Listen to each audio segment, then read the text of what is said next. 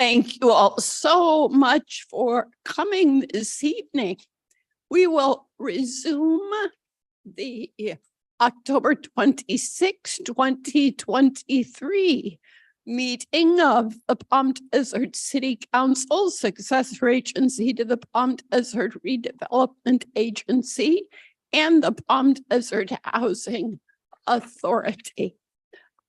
Please take the roll. Councilmember Harnick. Here. Councilmember Nastandi. Here. Mayor Pro Tem Quintanilla. Presente. Councilmember Truby. Here. Mayor Kelly. Here. All councils present. We will have the Pledge of Allegiance led by Councilmember Harnick, followed by Mayor Pro Tem Quintanilla's inspiration.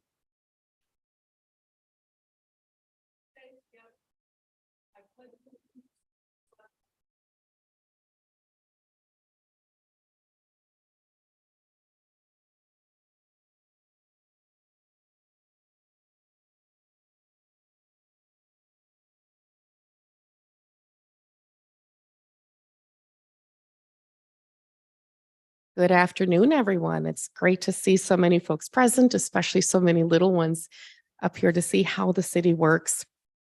We have on Sunday the golf cart parade coming up, and the golf cart parade is whimsical, fun, and brings the community together. As we reflect on the changes the city of Palm Desert has experienced and the way we have evolved, I ask you to reflect on the changes that you have experienced in your life. We're certainly not the same people we were 10 or 20 years ago. We're changed by more than our age. We've changed by our work life, our family relationships, perspectives on life, the goals in the decades ahead, and perhaps even the legacy that we leave behind. Each of us leaves a legacy that will impact our families and communities in the years ahead. In keeping with the theme of our 50th celebration, on October 26th of 1973, the #1 song was Midnight Train to Georgia by Gladys Knight and the Pips.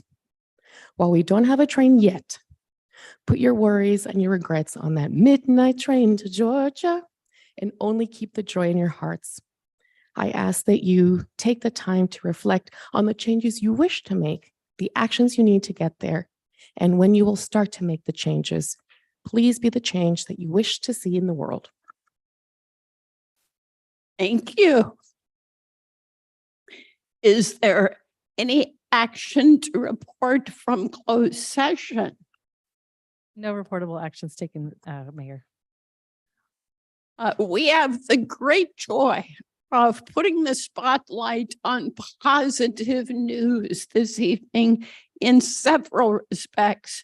And the first is awards to Mini Muster Art Contest victor. So give me one moment.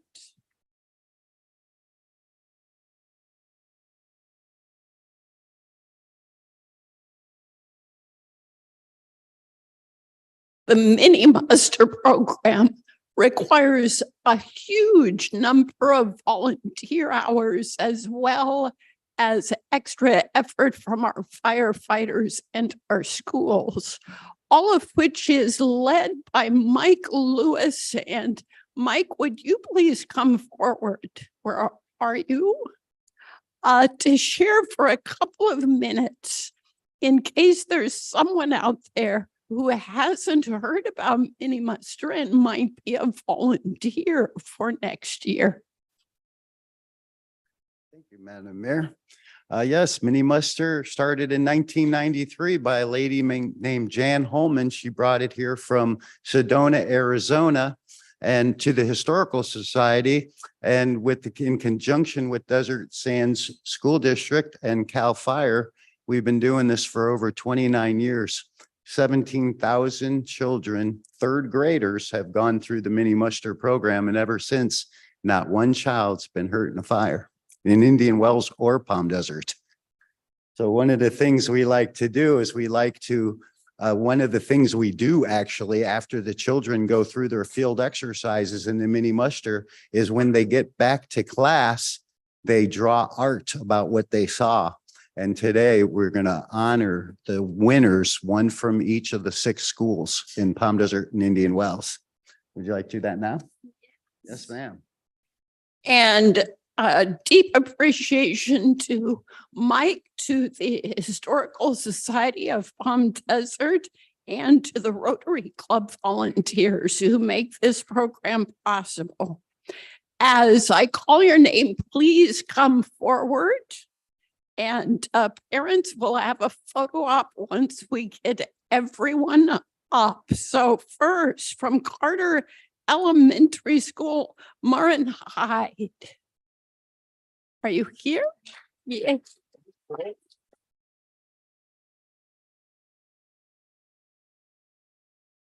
Yeah.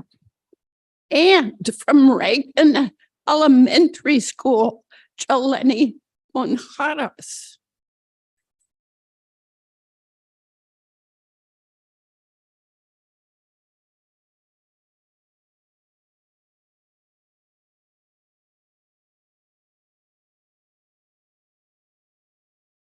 From Washington Charter, Alexa Pond.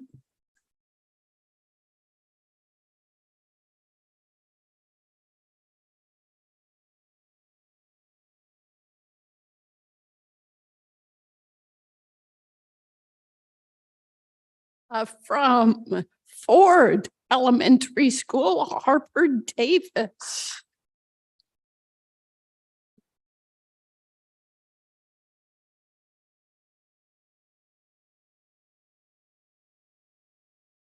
From Lincoln Elementary School, Leandro Ramirez.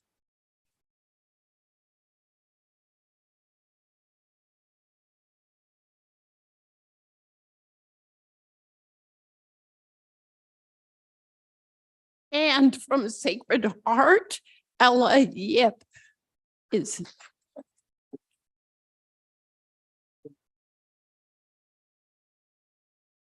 And I want to invite forward all of the participating firefighters, as well as school principals or teachers who are here to celebrate this occasion. Once we get everyone forward, parents can certainly grab a picture.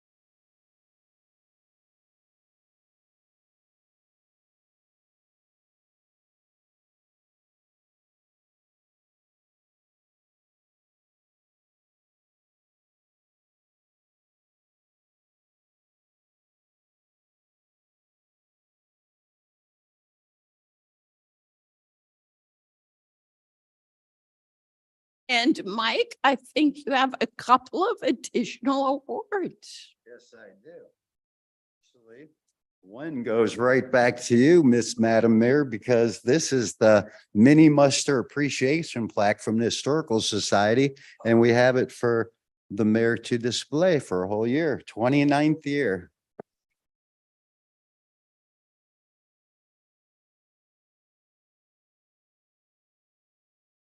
And CAL FIRE Chief Kotz. Thank you. You're welcome. Take his picture. There you go. I saw a picture. All right, did you want to say something too about fires? Good. Well, good afternoon. CAL FIRE is happy to be part of the mini muster. We provide great service to the community, to third graders, prepare our third graders for fire prevention, learn how to become a firefighter, and it's good community outreach. So CAL FIRE is happy to be able to provide that to our community and be a part of it. Thank you.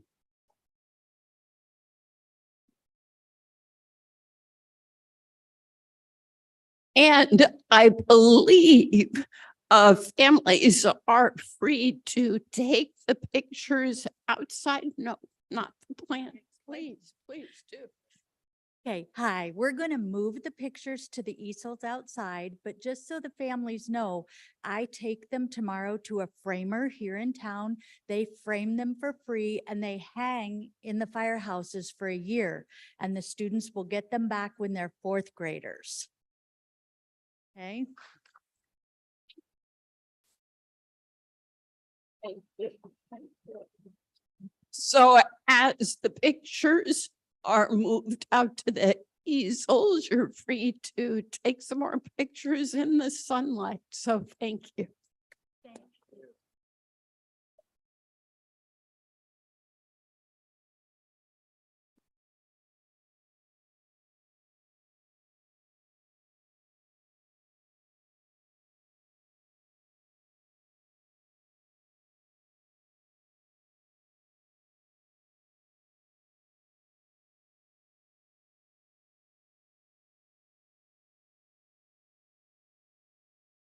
And secondly, well, we'll wait a second for folks to move about.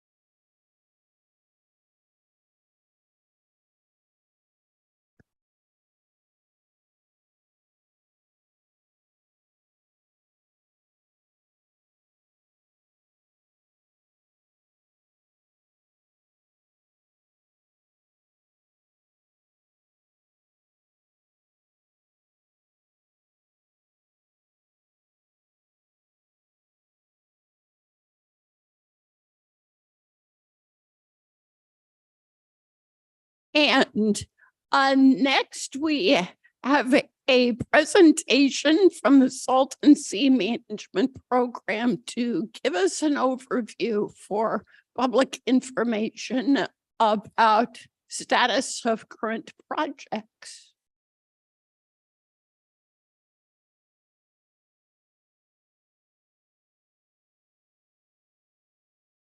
Hi, thank you, Madam Mayor and members of this council. My name is Miguel Hernandez.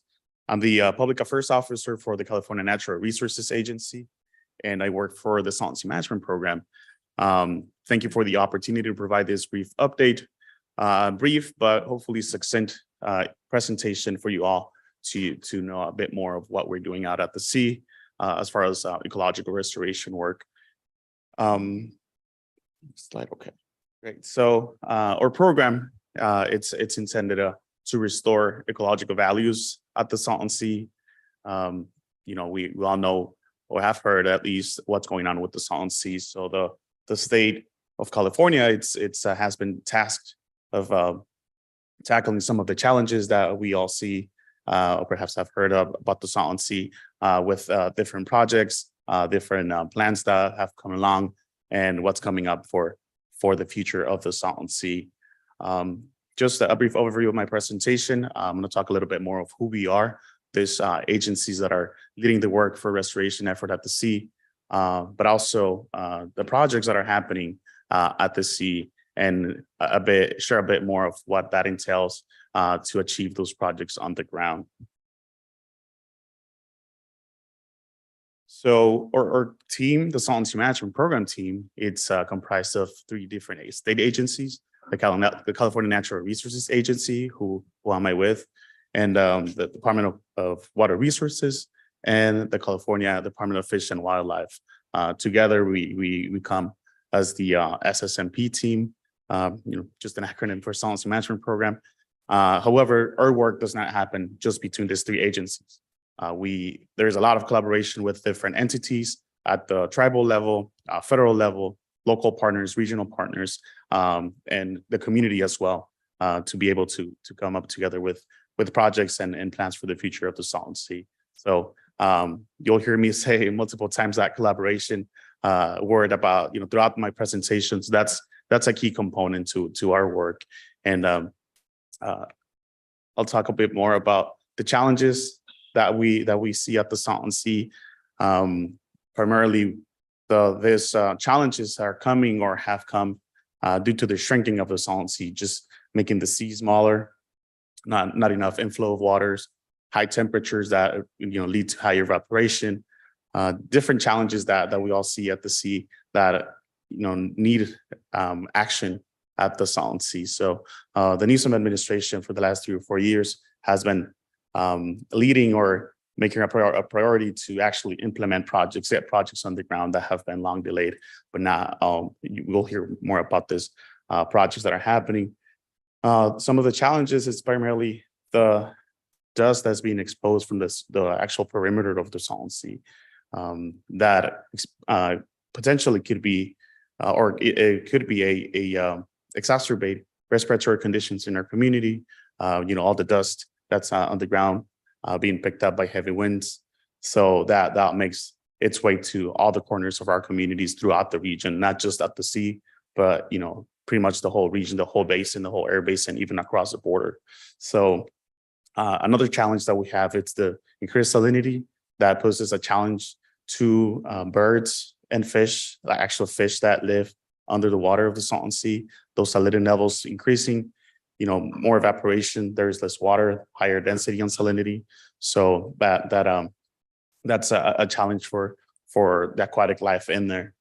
With that, aquatic and wildlife values are being lost.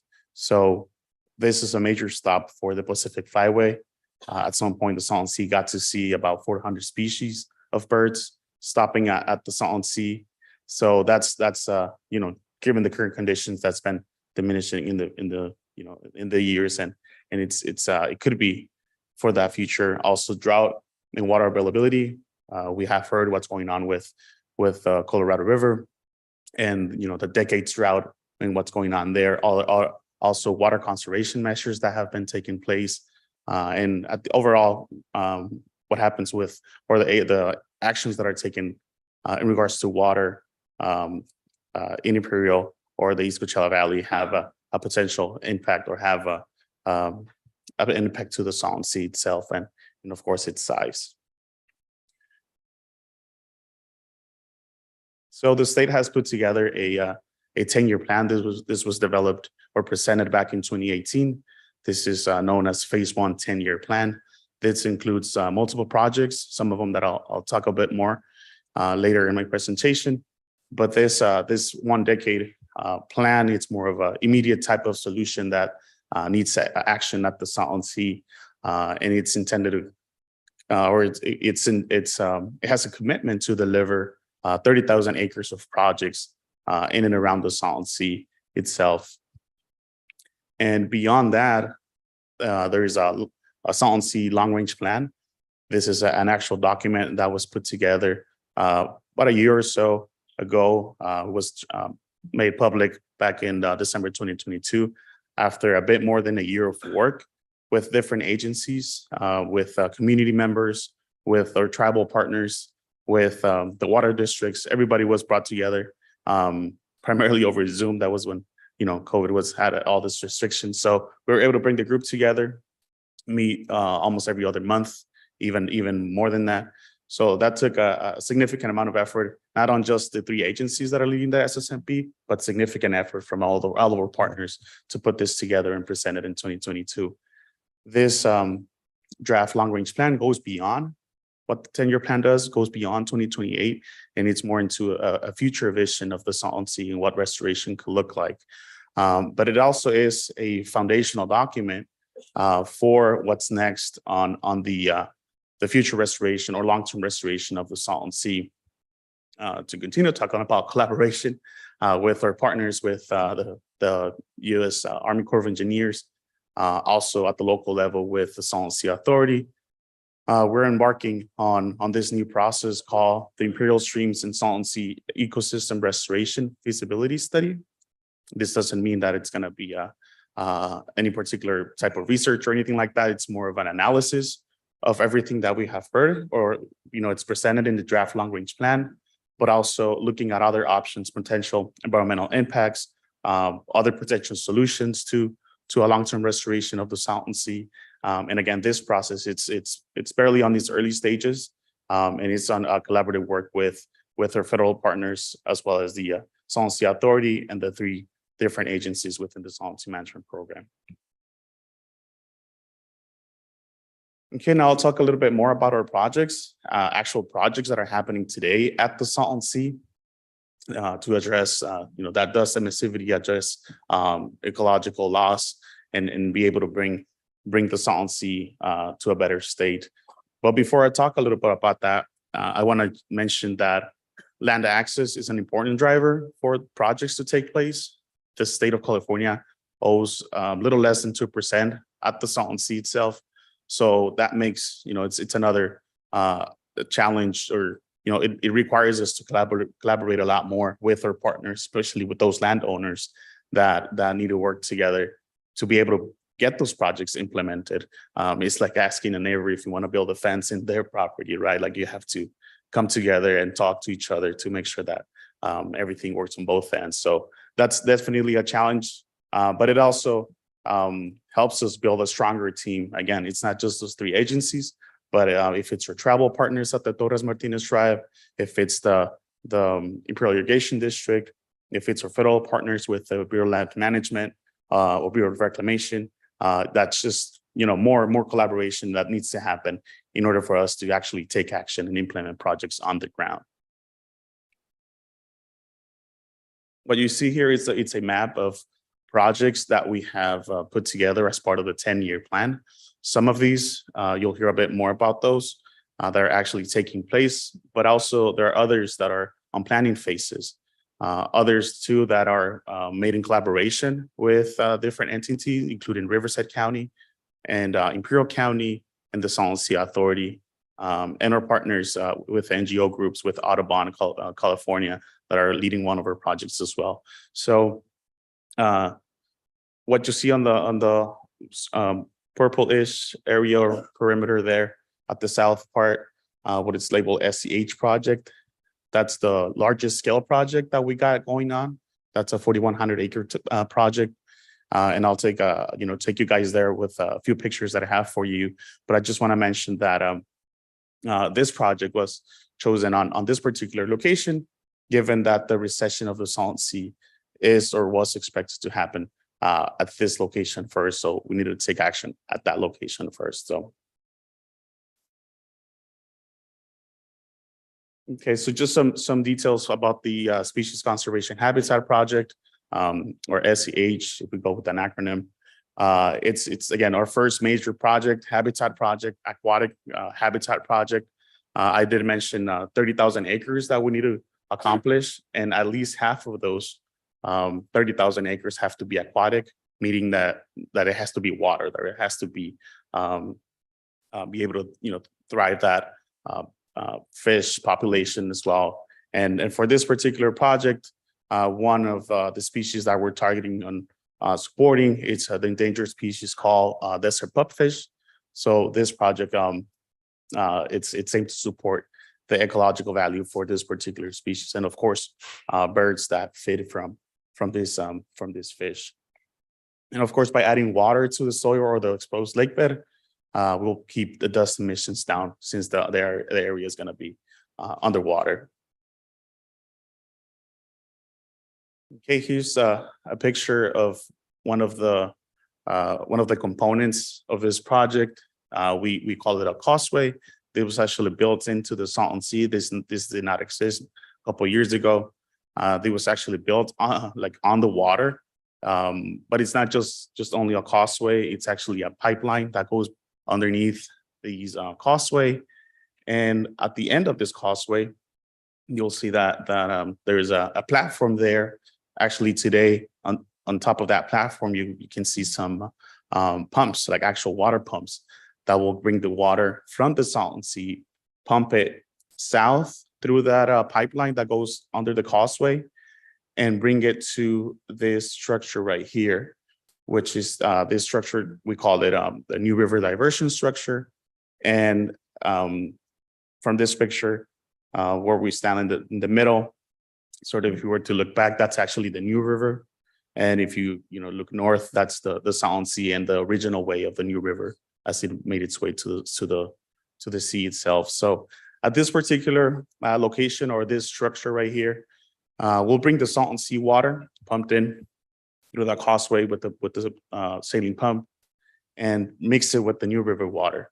And mixing occurs in this location. And the purpose of mixing that water is to achieve a salinity level that will enhance the habitat for desert pupfish and other fish that could be found on this project. Once we get the water going, coming in from the sea itself, we'll make that mixing occur. And then the water will eventually flow into ponds covering the 4,100 acres of what is now just, dust or what you see in this picture around this. All of that will be covered underwater just by gravity. There is no additional pumping needed to get that water into the adjacent area of this project.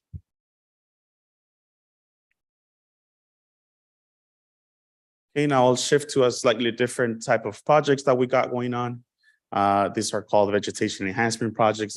These are happening in 3 different locations, 2 near the community of Salton City and 2 on the other side of the Salton Sea near Bombay Beach, totaling about 1,700 acres of projects.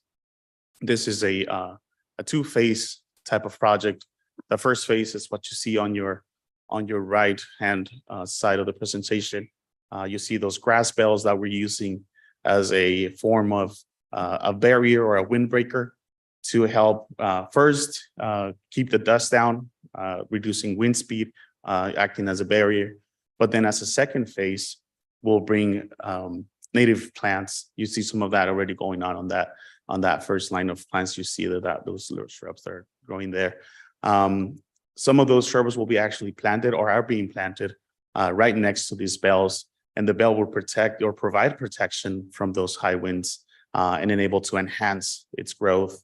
And eventually in 5, 7, 10 years, the actual vegetation will outgrow the bell. That's the intention of this project, that you will see all these shrubs being growing in these areas. Okay, just some additional pictures. Worth mentioning that we do work with local nurseries to bring these native plants. That goes beyond the sort of the scope of our project. It's not just the working crews that are out there day to day, but also working and collaborating with local nurseries. Just to explain a little bit of that concept, more visual way on how it's intended to reduce the wind speed using the grass bells. Okay, and here are the working crews out there. Additional again to creating additional job opportunities for the region. We're also looking at other options, sourcing our materials or plants from the region. Okay, with that, I conclude my presentation. I'm happy to entertain any questions. Any questions from council? Councilmember Drupi? Thank you. Thank you, Mr. Hernandez. Excellent. Question, the quantification settlement agreement was implemented January 1st, 2018. Is that right? That is correct. And that's when you really started noticing a decline in the amount of water going to the Salton Sea. So in the last 5 years, what's been kind of the measurable, recession or rate at which the Salton Sea is receding, both in terms of depth and acreage exposed? Yeah, great question. So yes, the quantification settlement agreement did end back in 2018, and that was actually one of the things that led to the reduction of the Salton Sea by that water transfer. So that's why the actual 10-year plan was written from 2018 to 2028, and the recession rate, it was expected to be actually in the 10-year plan. You can find some of those projections of the amount of recedance of the Salton Sea. It was expected that by 2028 we would see about 50 to 60,000 acres of playa being exposed. But as of today, I'll miss the number by a bit, but it's somewhere near about 10,000, 11,000 acres of exposed lake bed. So there will come a time when it'll reach equilibrium and the amount of water going in currently, and the sea will stabilize at some point in the future, because there still is water going to it. It hasn't all been diverted. Right. They still water coming in either through the New River or whatever rain we get, or the, some of the storms that we had recently, it will eventually achieve a stabilization point where the water, it's equal the amount of evaporation and all that. Yes. Perfect. Thank you. Thank you. We very much appreciate your time. This is a topic of keen public interest, and I will share further with the public that this council has issued 3 resolutions essentially endorsing an all of the above approach because of the challenges you described, including full research about the feasibility of ocean water importation. I do have requests to speak about this topic, and I will call upon you when we get to non-agenda public comment, which is coming up very soon. So thank you. Thank you. But first, are there any city comments from the city manager? 2 subjects tonight. I'd like to invite Amy Lawrence up to provide a quick overview of the 50th anniversary planning.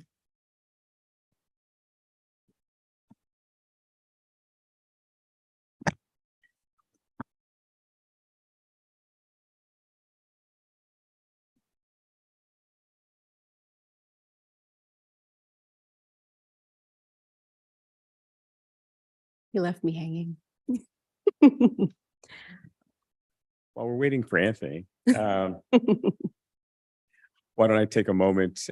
I wanted to introduce Gary Schaefer to the community and city council. Gary is our new director of library system and just joined the city this week. Yeah, we're previously for the Los Angeles County, Sacramento, Tulsa, and Glendale library systems, serving as the director in both Tulsa and Glendale. And we are very pleased to have Gary here. Welcome. Thank you. Mayor, members of council, it's an honor to be here today. It's an honor to be with you and also to get to work with these esteemed colleagues. Everyone has been so kind and gracious, and we have a big job to do, but I'm very excited to have already rolled up my sleeves and started on it. So, but excited to work with all of you on this very exciting project. We are very impressed with your resume and very excited to create something new and exciting with your participation and expertise. So welcome. Thank you so much. If we're getting ready, we can always take some council member comments for a moment, or are you set to go? I can be ready and set to go. I was hoping to get the 50th anniversary poster up there, but maybe we'll get it up there. But I do have a verbal presentation for you. So good afternoon, Mayor Kelly and members of the City Council. I'm Amy Lawrence, Deputy Director of Economic Development. I'm excited to provide this update to you on the status of the city's 50th anniversary presentation, also known officially as the Party in the Park. And it's scheduled for Saturday, November 18th from 3 to 10 p.m. at the Palm Desert Civic Center. Since the last presentation, Palm Springs Life has secured El Paseo Jewelers as a presenting sponsor for the event. They've also kicked off an extensive marketing campaign, which includes television, radio, print, social media advertising, along with large billboards that have been placed in highly visible locations in Rancho Mirage, Cathedral City, and along I-10. And in La Quinta. Oh, also in La Quinta. All right, thank you. They've launched a website, palmdesert50.com, which contains everything you need to know about the event and includes a volunteer hub where people can sign up for shifts to assist with the event.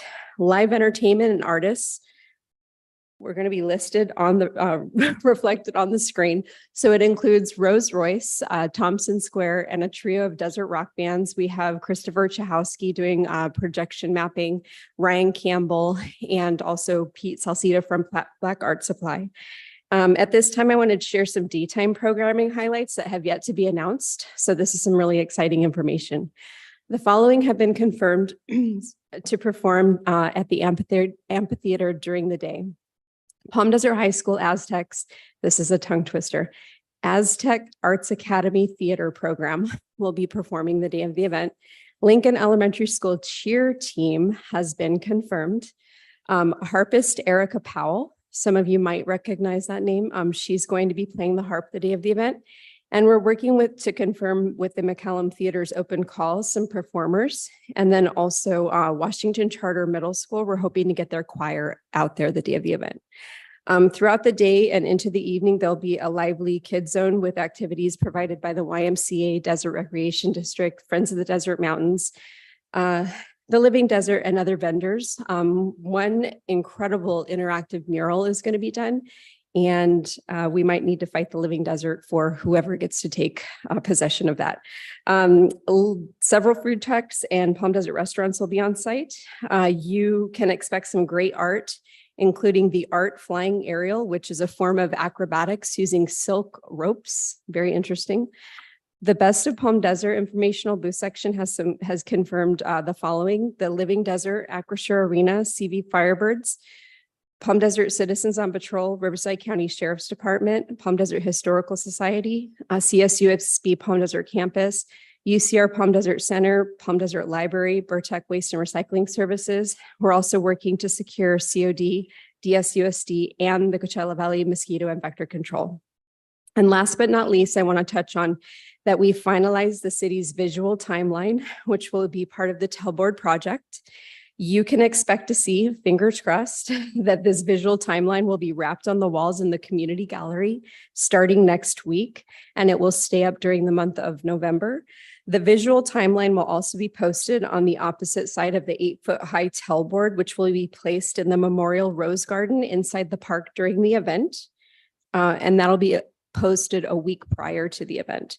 For the Tailboard project, we're asking the community to drop off photos of their memories of Palm Desert from years past to City Hall, or also upload them to palmdesert50.com. And the Palm Springs Life is working with artist Eric H.F. Law from the Artists Council, and he specializes in collage art. And so he's going to add the photos ahead of time onto the Tailboard. And then the day of the event, the Artists Council volunteers will be in attendance, and they're going to figure out a process ahead of time where attendees can print photos on site so that they can post them to the Tailboard the day of the event. So those are the things that are not on the poster that Palm Springs Life has been working on behind the scenes. So with that, I'd be happy to answer any questions. And am I correct that all of that is described at palmdesert50.com? Not all of it is described yet because it's just still coming out. They're still securing agreements, but I did confirm with them today that all of this is available to be announced. Right. So folks can go back to that website for updates. And remind us, Amy, how much does it cost for folks to come participate in all this fun? It's free. Free. 100% free to the public. However, you will have to purchase your own food, and you will have to purchase your own drinks if you go to there's 2 beer and wine gardens. So Following up on the discussion of free, what is the parking situation? the parking situation, we'll have the park will be open to the public until probably about 5 or 6 o'clock until the parking lot's full. We'll have COD will be for overflow parking, and then we'll have shuttle service to and from the shops at Palm Desert. So free parking and free shuttles. Mhm. Thank you. Thank you so much. Thank you. Thank you. Nothing further, Mayor. Council member comments and requests for action, starting with Council member Harnick. Well, thank you. I have just a couple things, and I recently went to a reception at our historical society, and I talk about that, even though it's in the past. And the reason I say it is take a trip to the historical society. It's on El Paseo. west of Highway 74. They have done such a great job of bringing it together and really polishing it up. And it tells a great story, and it's worth your time to take a free visit. There's a theme here tonight. The other thing I also did is with Rylan Penta, who does a lot of the things you see online to keep us all up to date. We went to visit the Mosquito and Vector District office, and we went because of all the issues we've had with water. And I ask you, raise your hand if you haven't been bitten by a mosquito this year. And we have a lot of them. And I just wanted to learn about them so that I could be informed when I speak to people about them. It was absolutely fascinating. And we do have a new mosquito here that we have to watch for. It's all day long, and it bites you on your elbows and your ankles. And it is genetically now programmed to do that because that's what's safest for it. So that's just a little bit, but here's a request is that if we could possibly reach out to Jeremy at the Mosquito and Vector District office to find ways that we can, through landscaping and building design, find ways to help mitigate the mosquito issue.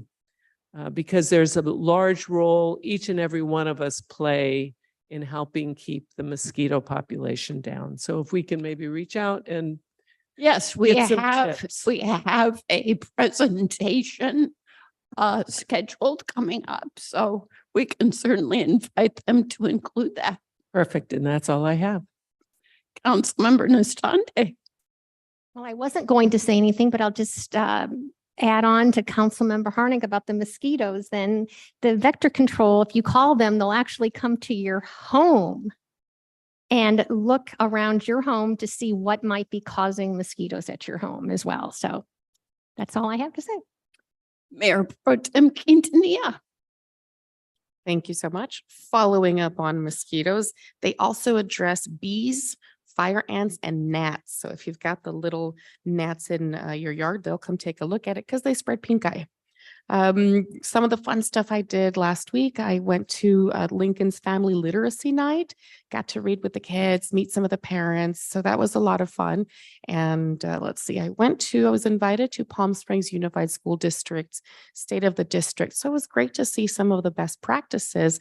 But the extra relative to Palm Desert was their Culinary Academy provided the luncheon. That was through I got to see the same student through the Leadership Coachella Valley, and he said he got to meet his idol, Tyler Florence, and it was a dream to prepare meals with him, and he learned and forever will be in his head. But he said, you don't fail, you learn. So that really stood out as a moment. The Rotary anniversary was great to see some of the context and the growth, and Councilmember Harnik with a great discussion as the keynote speaker. And yesterday I attended a public hearing through the Attorney General's office. We have a Manor Care building here in the Coachella Valley, and Manor Care is ceasing their existence in California, being taken over by Providence Care. So some of that movement, if you have family members that are in Manor Care, have a chance to check it out and get involved with them in the transition. The Optimist Club breakfast that I went to with Mayor Kelly, always a great feel good.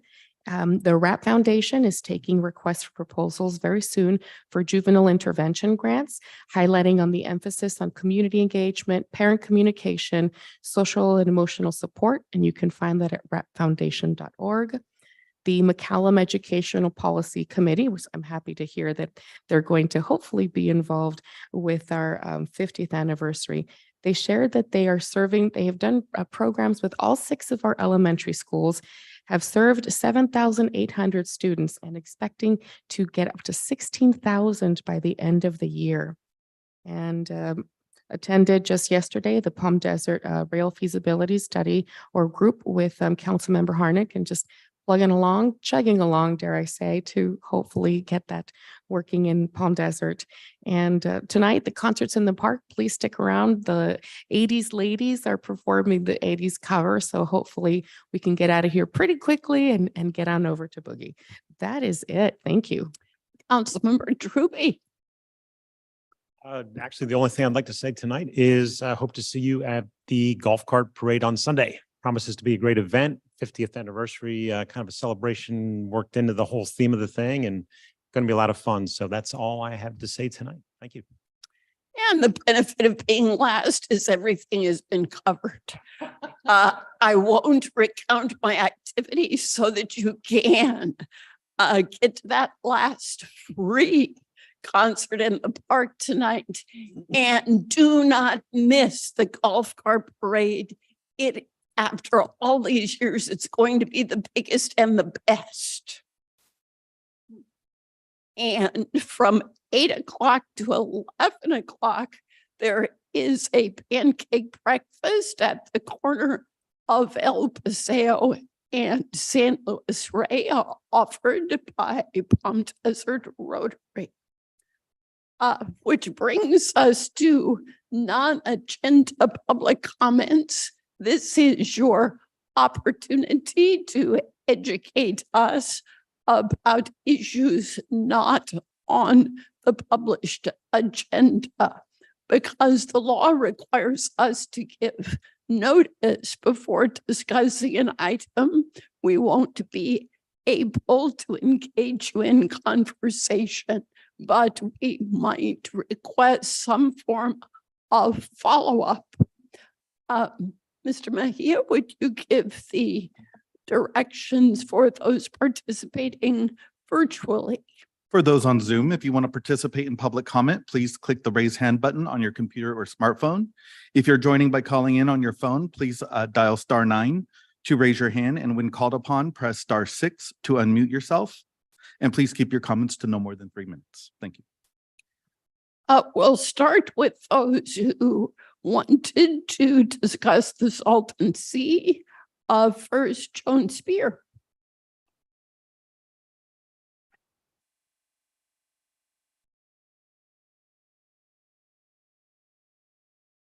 Thank you for taking my comments.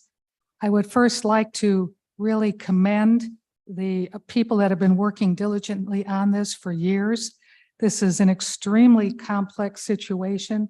So I don't know where you are, but I commend you for your diligence with this very difficult situation. I would like to know why the Salton Sea Management Program has not taken ocean water imports seriously. I understand that the Palm Desert City Council has supported ocean water importation in the past. The other question I have is, have the people that are buying new properties in the north side project been informed of the air contamination? I heard a gentleman speak who had just bought a home there and was appalled when he discovered the air quality situation. So I'm wondering if they are being told up front about this danger. And I would just ask that the Palm Desert City Council continue to press the SSMP to seriously, very seriously consider ocean water import. Thank you very much. Thank you. Feliz Nunez.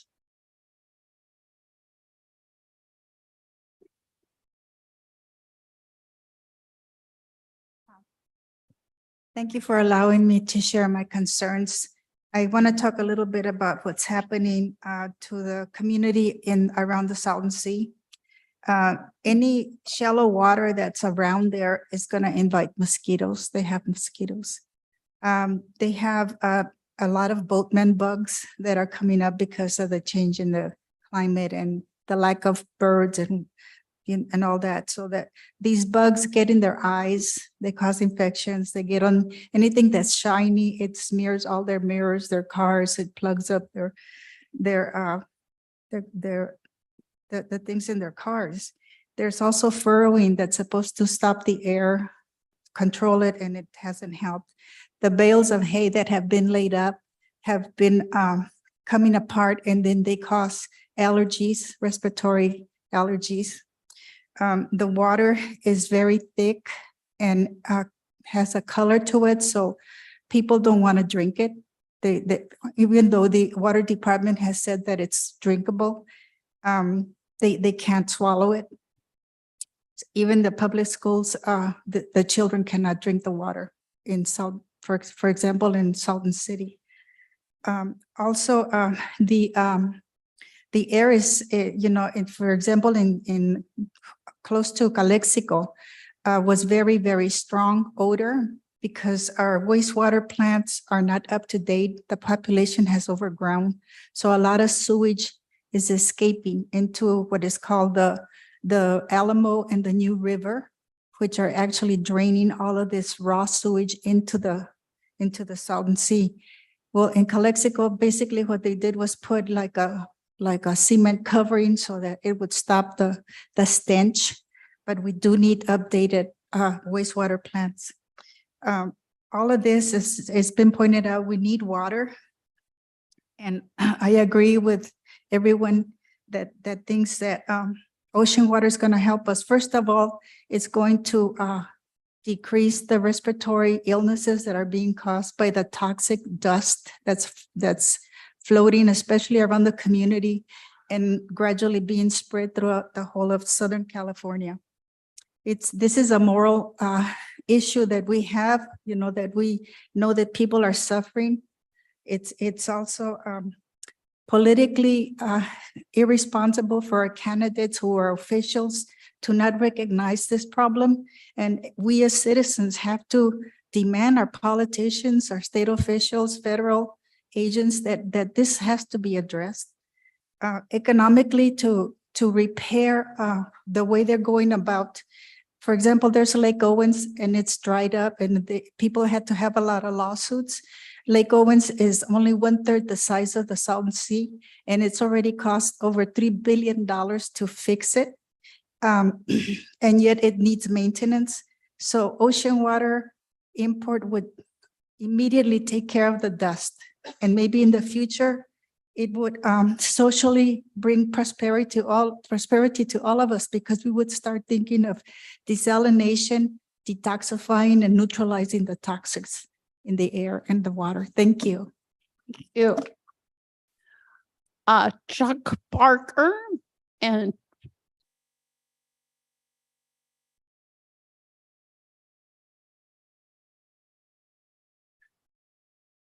Hi, I'm glad to be back here. I want to thank the Palm Desert Council for the leadership that you've provided over the years on this issue. We first came to you on Valentine's Day, 2019, when the Wash was just about flooded out. And you were the second city to pass a resolution way back then, and you passed two more. And I wanted to report back, it's sort of disappointing news about the transition from the 10-year plan, which Miguel was describing, to the long-range plan. I participated in that planning committee, and it didn't go well. Instead of deciding on a plan and turning it over to the Army Corps of Engineers, they basically turned over 13 things they could choose from, which were taken from studies way back in 2006. And they did not recommend ocean water import based on a $2 million study that was done at UC Santa Cruz, which was led by a professor who has been against water import since 2002. And their study was really not, I didn't consider it to be honest or valid.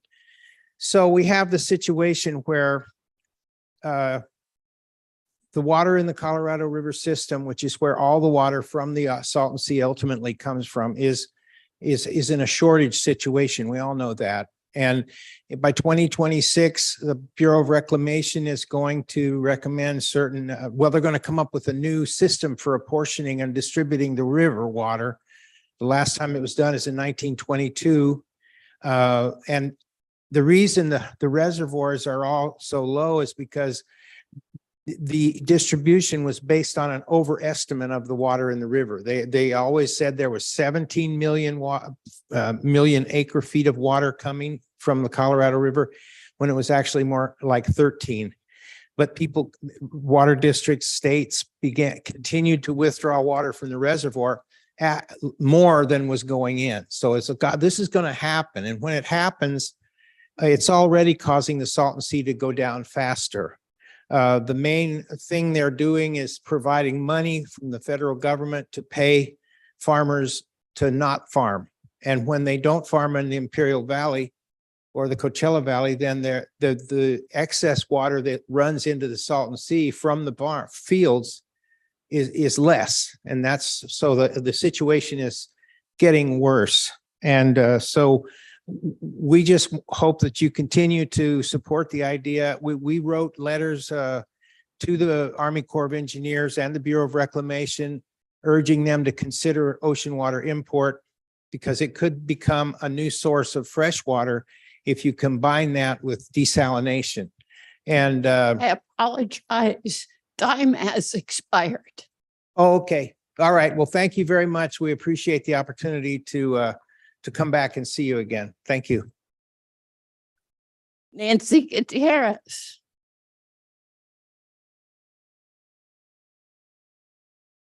Hi, thank you. Thank you for allowing me to speak up here. My name is Nancy Gutierrez. I live here in Palm Desert. This is more of a general discussion about 5G.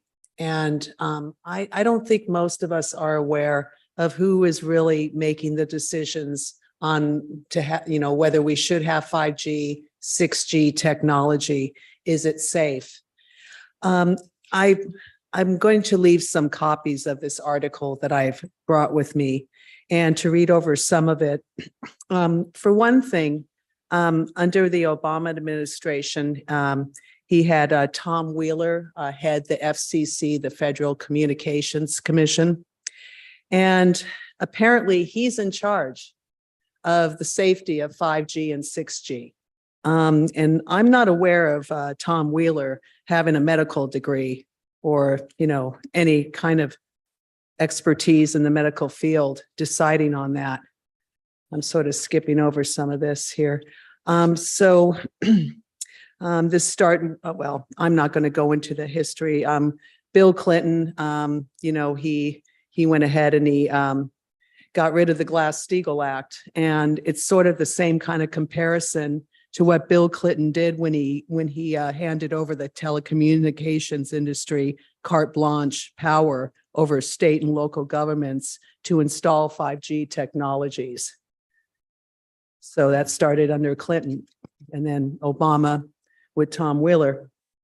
And there are many cases across the country, and I realize that city councils are powerless to really stop 5G and 6G. I'm aware of that. But who is going to speak out about the health consequences? I know all these different devices that we're hooking up all over the place now. There's going to be a smart city in Los Angeles. And I think a lot of the people that live here in the desert, they don't want to be around all that technology. I certainly don't want to live in LA for that major reason. I don't want to live anywhere near that. I hope that you will consider these points, and I'm going to leave this information for you. Even with global warming, there's a connection to this 5G that no one is talking about. And it's not, we don't need electric vehicles. We need to stop the 5G because that's creating the global warming. I realize I'm running out of time here. Let me see. I guess one more thing to say is, who's going to speak up? Well, a lot of us would like to speak up, but we don't have any power. I'm really just hoping that maybe if you have time to read some of this and just become aware of it and just think about your citizens and, the health effects and all of that, because it's completely ignored. Thank you for your time. You may leave your materials with the city clerk. Mike Marsh.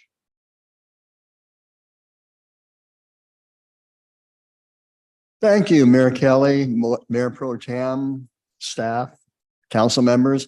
I'm here today to invite all of you to our January meeting in Palm Desert Greens in the Recreation Center on the second Tuesday of the month. Veronica has the information, time, and Anthony also.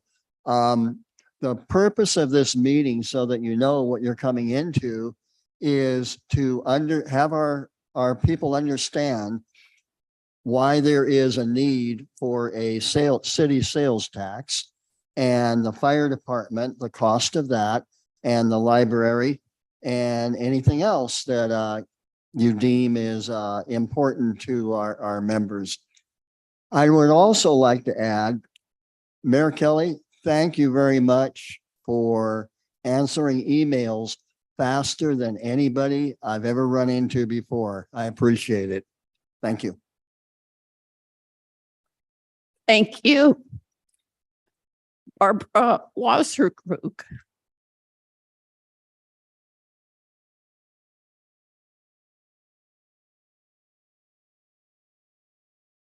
My name is Barbara Wasserkrug, and I'd like to thank the mayor and the city council for letting me talk this afternoon.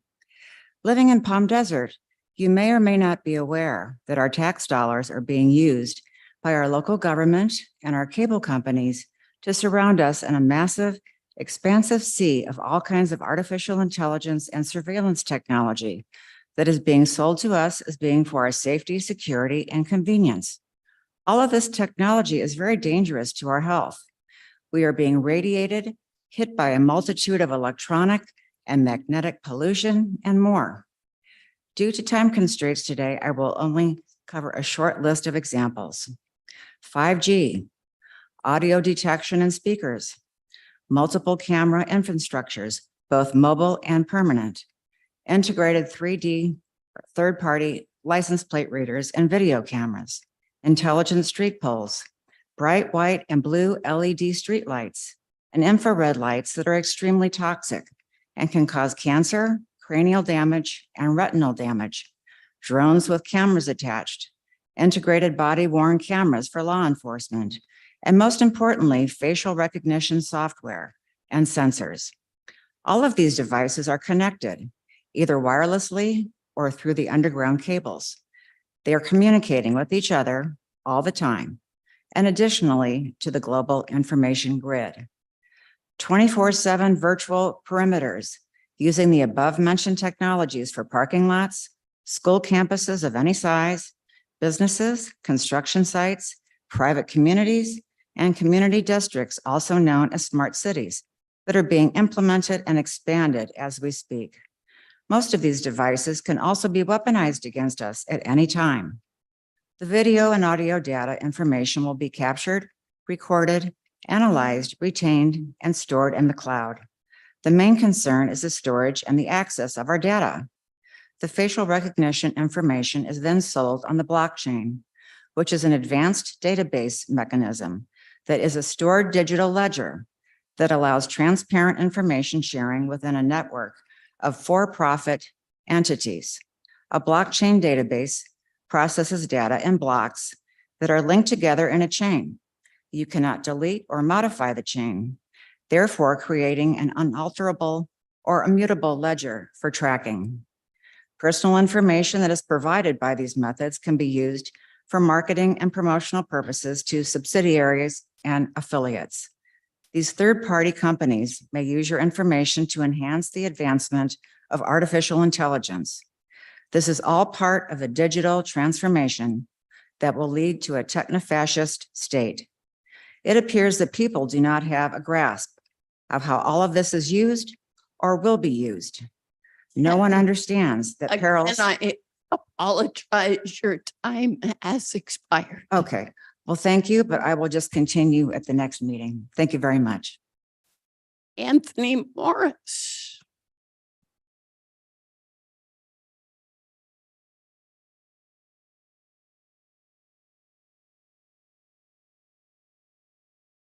My name is Anthony Morris, and thank you so much for having me here. I have some important things to tell you. It's impossible to tell you in 3 minutes.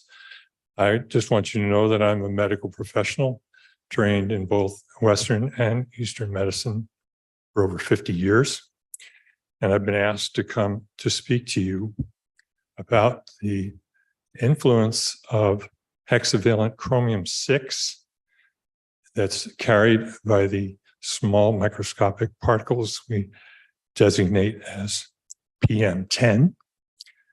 These are very small microscopic particles that are being distributed throughout Coachella Valley and affecting people all the way from Los Angeles to Phoenix.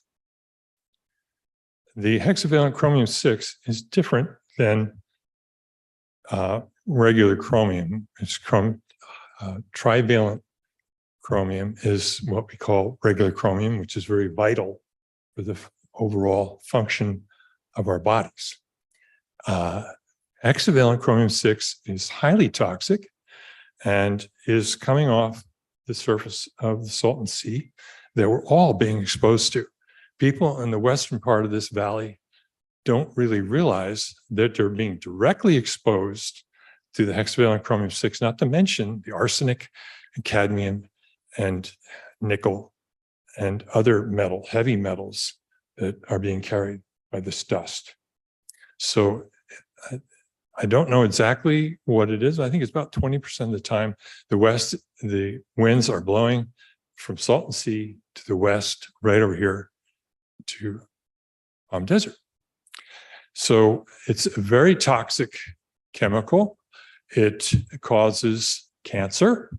It's particularly nasal, sinus, and lung cancers, not to mention the effect it's having on all of our children, which about 30% of our kids now are coming down with asthma in these high dose areas, particularly the Imperial Valley and areas around the Salton Sea. So the little research that I've already done is very disturbing to me. It's all based on a Santa Cruz study that Chuck referred to, which is a study that is bordering on the criminal. And I don't say that lightly, because that study was fallacious and filled with erroneous information. And that whole 10-year study now is based on these studies that they did. And to answer your question directly, it's 60 to 80,000 acres being exposed over the next 10 years. Approximately 3% of the water per year is being lost out of the lake. All those studies, those Santa Cruz studies, based the rehydration or the reintroduction of water out of the Colorado River Basin, which is, to me, ridiculous. You are out of time. Yeah. Okay. Just understand there's so much I could tell you that it's affecting all of us. Okay. Do we have any requests for public comment from Zoom? Yes, we have one. If the speaker ending in 615.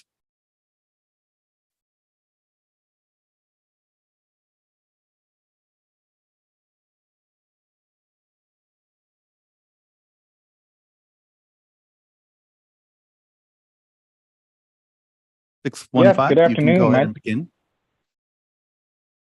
Good afternoon. My name is Brad Anderson. I currently live in the city of Rancho Mirage, and I wanted to speak about mosquitoes. Seems like the topic tonight. So I just wanted to voice, at the last meeting, I believe it was last meeting, I actually phoned in and asked this city council to reconsider their appointment to the mosquito board, because you have a person on there coming on almost decades of service.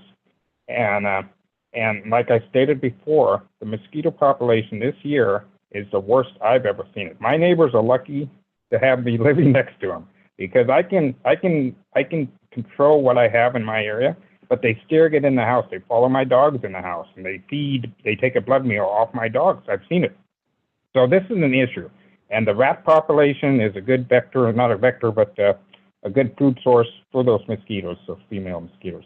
So these are concerns that the vector control needs to look at and needs to address timely, because we're just paying more money for less services. And if you reappoint, I just want to remind, I guess, the public at large, we have a vector control district that has no elected officials. It's all appointments. They have no accountability to the citizens that they tax. And this is an issue. I know that for a fact. And we have 3 of the administrators that don't even live within the region of the Coachella Valley. So, and I've spoken at the La Quinta City Council meeting before concerning one of their trustees. There was an appointment that has no elected were, like, it has to be elected position to sit on that board. And that way we can go to that counselor and direct my questions towards that appointee. But, and as far as INAX goes and flies, the mosquito vector does nothing to eradicate or suspend or reduce those numbers anymore. They're all focused on mosquitoes and fire ants, just by request only. And they have no direct interest to really put themselves out of business, and that's the problem. So that's all I have. And on that sad note, I will let you go. Thank you very much. No other speakers, Madam Mayor. Thank you. We will take a 10-minute recess.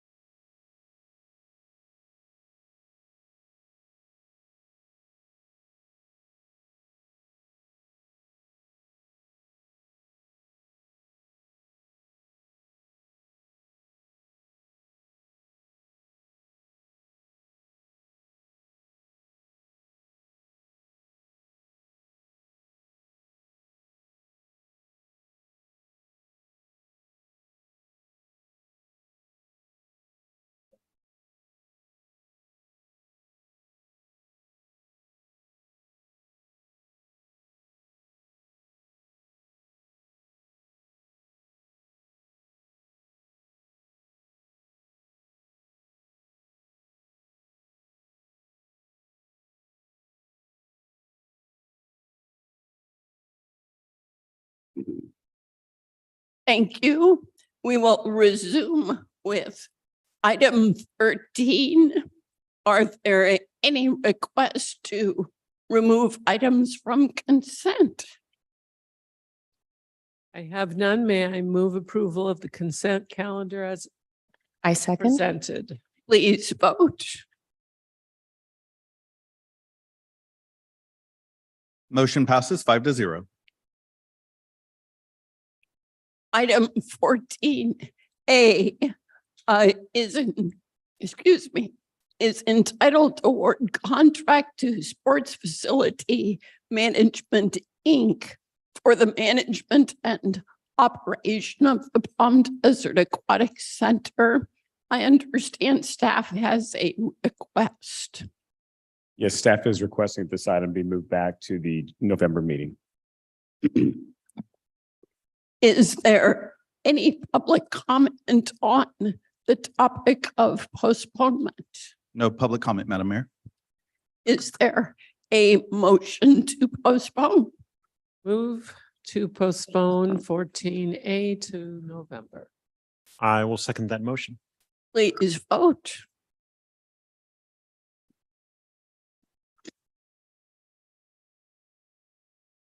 Motion Item- passes 5-0. Item 14B, request for feedback and direction regarding changes to 111 Development Code related zoning code sections and Chapter 10 of the general plan. By way of introduction to the staff report, Mayor, if I may, I need to recuse myself due to the proximity to my home. thank you. And I need to recuse myself due to proximity to my business. Thank you. Please stay close. Oh, I'm glad there's 3 of us left. By way of introduction to the staff report, this item comes up because I had requested staff to provide some perspective from experience as to whether our current approach to zoning is working effectively in the downtown area. That led to discovery of quite a few overlapping provisions requiring some significant clarification. And so I have appointed a subcommittee to bring the proposed changes back to us in bite-sized pieces. But staff will give us an overview this evening of just how comprehensive the work will need to be. So please.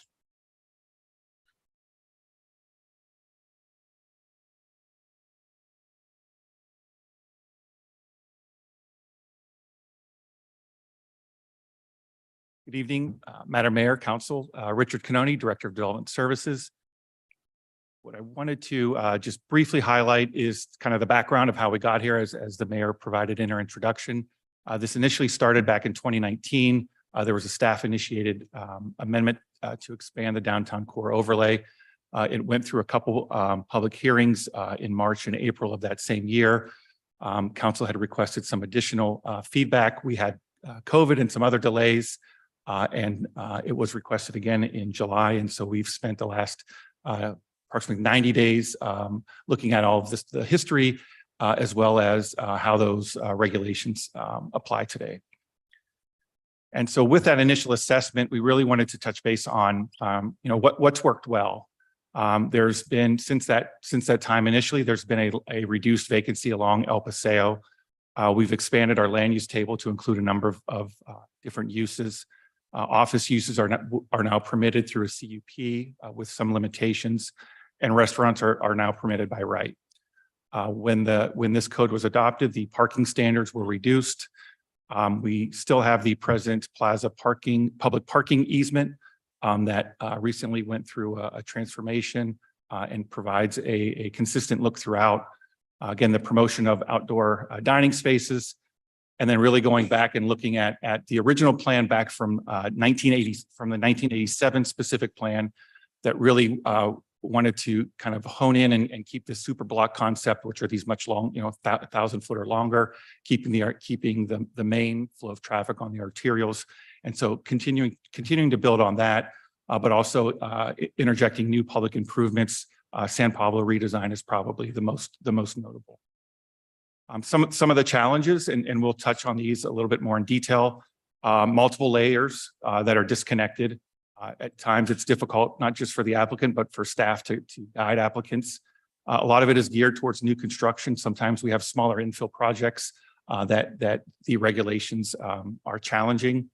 The President's Plaza parking easement, while it is great, there are some challenges with how that could be developed and what that developable area is. Required parking be allowed a payment in lieu. Open space not being able to be counted as setback areas, forcing vertical structure to go vertical. Lack of city council review of scenic impacts as they brought up in 2019. And really height, sort of how it's measured, and really is 5 stories appropriate for some of the areas downtown. And so just to give you a quick overview visually of sort of the number of layers that we have. Of course, 2 different chapters of the general plan. We have a multiple number of not just zoning districts, special districts, but a multitude of overlay districts, guidelines that are in place. Of course, then we have public parking easements and the requirements that go along with those. And then we still contend with state law. We have a scenic state scenic highway and Highway 74. And then depending on the year, the multitude of bills that get passed, Senate Bill 330 most notable, that prohibits us from reducing residential capacity, which I won't get into the full analysis of that right now. And so one of the first ones we looked at is really building height, and some of our considerations is should we really have this discretionary ability to go to 70 feet and 5 stories. We're not sure that really is appropriate, particularly in the downtown, but worthy of a consideration. One of the other challenges that we see is how height is measured. Prior to 2016, it was measured from the top of curb. And as we started to look at the analysis, there was a great Google Street View image that shows kind of the before and after. And so because you have to retain your stormwater on site, a lot of that storage goes underground. And what it does, it actually, height is now measured from the finished grade. And so as a result, it actually is about 5 feet higher than the sidewalk. And so as we talk about having these storefronts and these pedestrian, the ability for pedestrians to walk right in, how we measure height tied in with some of our drainage requirements causes some of these inconsistencies. I'm looking at the overlay zones. Some of the suggestions we have to consider is eliminating the El Paseo and San Pablo overlay districts and creating special districts just for those 2 areas, as well as collapsing the downtown core overlay, as well as the downtown edge overlay. We also think it's worthy to take a look at reestablishing the scenic preservation overlay, which was over all of these properties at one time. Using that as a vehicle, if someone did want to go above 3 stories, the ability for council to take a look at that, as well as consider El Paseo 111, Highway 74, and San Pablo as local scenic corridors. Again, parking, which is always the silent driver on a lot of this. Some of our suggestions are to look to exempt outdoor dining from having to provide additional parking. If a property is non-conforming, allow them to not have to provide additional parking. The code really doesn't address that. And we have had 1 or 2 commercial properties. We allow for shared parking, but we think it's just overly onerous to find 2 or 3 spaces, given the amount of public parking that we have available. Again, looking to preserve the President's Plaza parking easement areas. And then really looking at how we want to structure that payment in lieu. Do we want a more targeted program for that? Public improvements, most of this is within Chapter 10 of the general plan. It focuses on a number of alternatives, but there's not one that's actually selected. And so it's kind of revisiting that and are we on track? Do we still want to look at some of these or eliminate them? A couple of the items were the gateway entrances, a new Highway 111 median landscaping, a class 4 bike lane or cycle track, which you can see on the upper image between the service road and 111. It also outlines centralized parking garages above the El Paseo parking. And then again, looking at compatibility and going back to that, anything exceeding 2 stories or 30 feet to come to city council, allowing setbacks to count towards open space, really looking at some of these height transitions, particularly as we go both to the north and south on the fringe areas, and then allowing existing single family uses to remain as a permitted use. They are prohibited in some of these edge overlays. And so just as you can see here, a number of the properties just north of Alessandra that are single family are technically considered non-conforming. Objective design standards, and while again, given the uniqueness of the area, while we have a project currently ongoing for adopting objective design standards citywide for multifamily and mixed use, because it's such a broad approach, and given that, again, the complexity of the downtown, we think we might be better served with establishing our own objective design standards that are specific to the downtown. And then with that, we would need to, if that's the route we wanted to go, would be considering hiring a consultant, but also look at establishing a townhome standard in some of these edge districts, setbacks for upper stories, and then in addition to that, some outdoor dining standards. And so those are kind of the high level overview of those items. And so I'd be happy to answer any additional questions. Thank you. It's clear that staff has done a very deep dive to identify fronts that would be responsive to council's concerns, as well as clean up confusion that has impeded staff's ability to give good advice to developers. So thank you for the extensive work. As I said, I've appointed a subcommittee consisting of myself since I started this, and Mayor Pro Tem Quintanilla, since her district abuts much of the territory affected by the zoning practices. So it will be our intent to work with staff and bring back recommendations in bite-sized pieces. So any questions at this point? I don't have any questions. I believe it's much needed. It's very confusing, and I can only imagine what it must be for developers wanting to do business here. Great. Yeah, and then one other question: are the objective design standards, that's going to permeate everything that your subcommittee does, correct? Well, as Mr. Canoni pointed out, we have a pending project that will recommend objective design standards citywide. So staff is suggesting we look at the possibility of specific design standards for downtown. That's correct. Mayor Pro Tem. Thank you so much. Not a question as much as praise. I love the detailed amount of reports that you have in here. For example, the side access lanes, whether they go straight, parallel, or indicated to be slanted, which in my opinion would allow for more parking. I greatly appreciate the opportunity to even consider going a little bit higher, which would allow us to have more mixed use, as we're always looking to do, and allow for more businesses to be in a centralized location as everyone is scrambling for space. I think that this is a great idea as we move forward, seeking more information. Thank you for your excellent work, and to be continued. And I just have one more comment. Yes. Again, and I believe, some of our quote subjective standards have always tried to keep in mind the view of our beautiful mountains. So I don't know that that can be a standard still under the objective standards. We had a study session on the status of the project to define objective standards.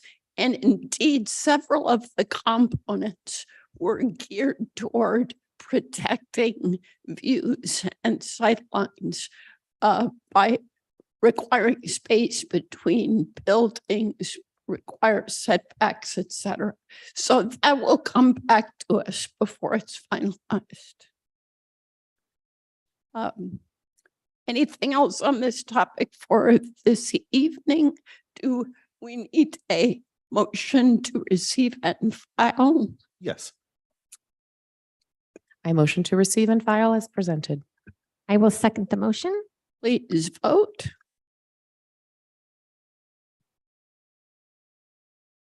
Motion passes 3-0 with Councilmember Truby and Harnick recused. And colleagues, if you're still at hand, can you return?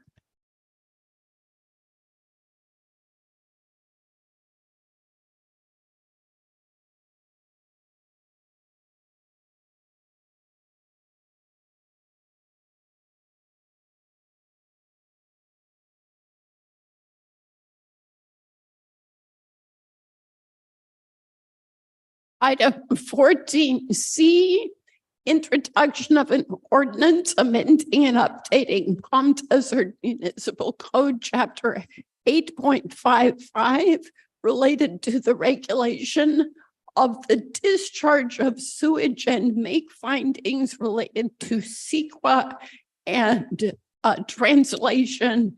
This deals with septic tanks. The glorious and glamorous septic tanks and seepage pits. Good evening, Honorable Mayor, City Council. I'm Jason Finley, your Chief Building Official. Tonight before you is an ordinance revising the language and terminology of Chapter 8.55 of the Palm Desert Municipal Code, which regulates the disposal of sewage or on-site wastewater treatment systems and septic tanks and seepage pits.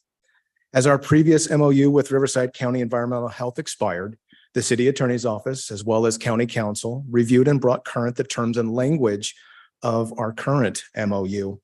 Our MOU authorizes Riverside County Environmental Health Division to plan, review, and permit these systems in compliance with the State Water Board mandate and local area management plan. These services are not often used in Palm Desert, as the majority of the city is currently connected or is going to be connected through different portions of the municipal ordinance. This mainly affects the eastern portion of Palm Desert where city sewer is not available within 200 feet of the property. These services are at no cost to the city, and I'm happy to answer any questions you may have. No cost caught our attention. So any questions, comments, or motions? Question.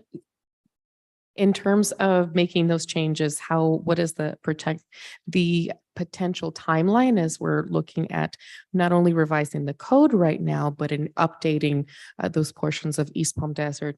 And a follow-up, how much fun did you have with the pits that you discovered under President's Plaza? I hope we're able to avoid situations like that. Yes, as part of the municipal ordinance, during a real estate transaction, if you are currently on septic or if your septic system seepage pits fails, you are automatically required to connect to city sewer. In the eastern portion, CVWD has not given us any time frame of putting the infrastructure in, and we're talking mainly east of Warner Trail, those larger lots back there. It only ranges about 200 feet, and the ordinance says that if you're outside that 200 foot, you're not required to. So as they put in their infrastructure,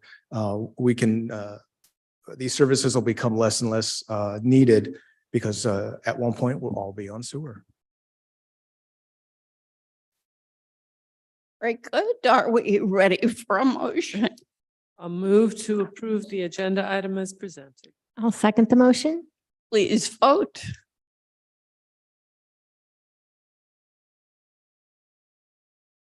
Motion passes 5-0.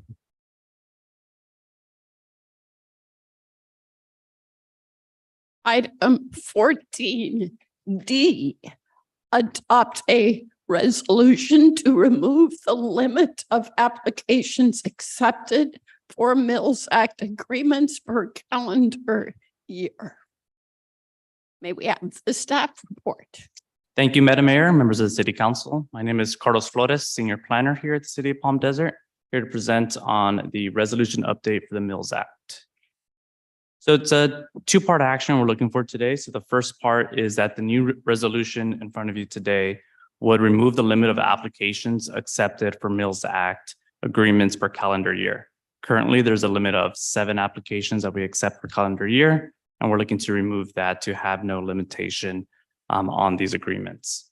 The second part is, as we look at this and remove the limit, we are seeking direction from council to look at the eligibility requirements on what we accept through these Mills Act agreements in terms of building permit reviews, application review criteria, inspection requirements, and what is considered an eligible project. So staff wants to move forward in conjunction with the CRPC to develop a clear guideline that's clear to staff and clear to the public on what would be eligible projects moving forward. That concludes my presentation. Happy to answer any questions. Thank you. And do I understand correctly, you're not asking us tonight to get into the weeds as to what the formal Mills Act program guidelines would be. You're just asking if we're for developing them, in which case you would process that through the Cultural Resources Preservation Committee. That is correct. Okay. Yes. To clarify, in terms of removing the number of application that would be limited, if we're only accepting 7, would this mean that now we could have 12, but then we're only going to narrow it to how many? Or is it a cycle of review just by saying the number of applications that are accepted versus the number that are approved? So correct. So every year, and it would remain this way. In June is the only month that we would accept applications from the public, at which point staff would review and make sure that they are eligible to be then presented to council for approval. And so that's why we want to, in conjunction with removing this limitation, now move forward with stricter criteria. So yes, there wouldn't be a limitation on numbers accepted, but we would look to, when we bring them to council approval, have clearer guidelines on eligibility. Councilmember Truby.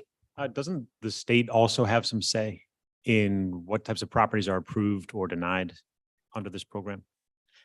They have say insofar. So in order to be eligible for a Mills Act, contract, right? So it would have to be properties that are registered or locally designated. But in terms of the say, that would be for the tax break portion, I think you're talking about. So yeah, so they would have to accept it as well. But a portion of that, part of that, is an agreement with the city. And so yes, they would have a say, but a big part of that really is city's rules and regulations on being accepted. Any other questions, comments, or motion? Move to approve the item as accepted, I will second as that. presented. Please vote.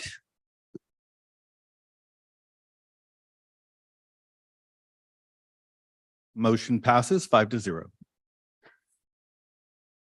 Item 14E and 14F really go together.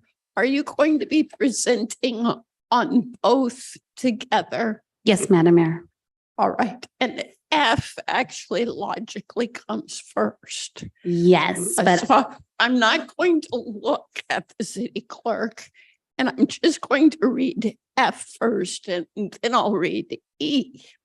Item 14F is approve a change of council member health benefits to align with Coachella Valley Market and current employees effective January 1, 2024.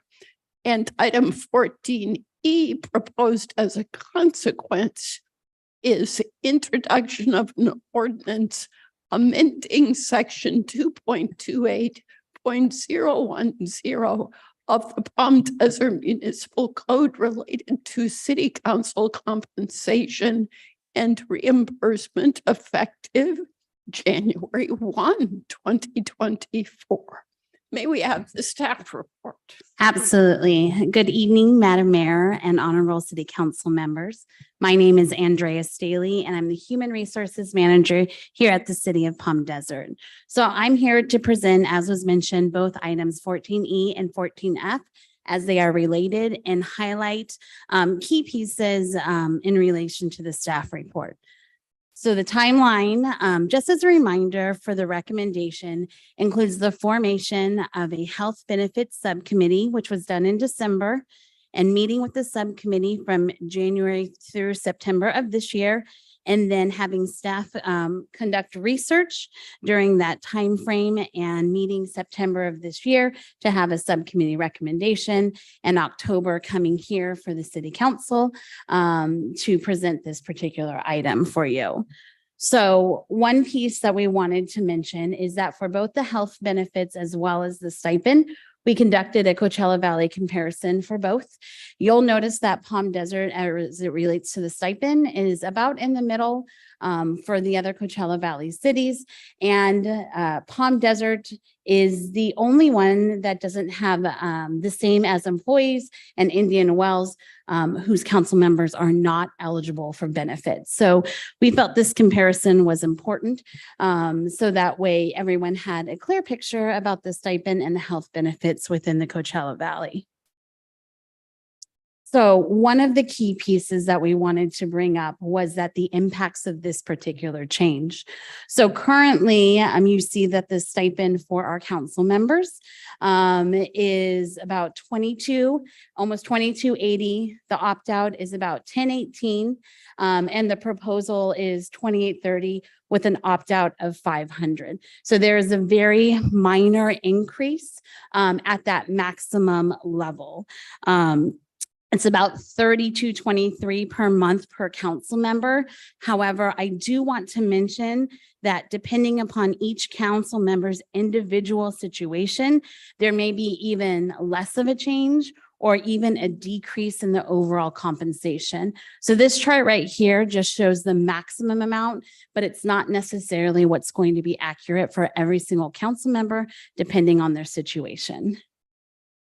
So with that, the subcommittee's recommendation is to change the health benefits coverage to be the same as employees with a decreased benefit opt-out amount, increase the council members' stipend to reflect the change in the decreased benefit opt-out amount, and in the potential maximum compensation increase for the city is $32.23 per council member per month, which, as I mentioned, that's the maximum compensation and is not necessarily reflective for all council members in the reality of the situation, depending on what they elect for their benefits.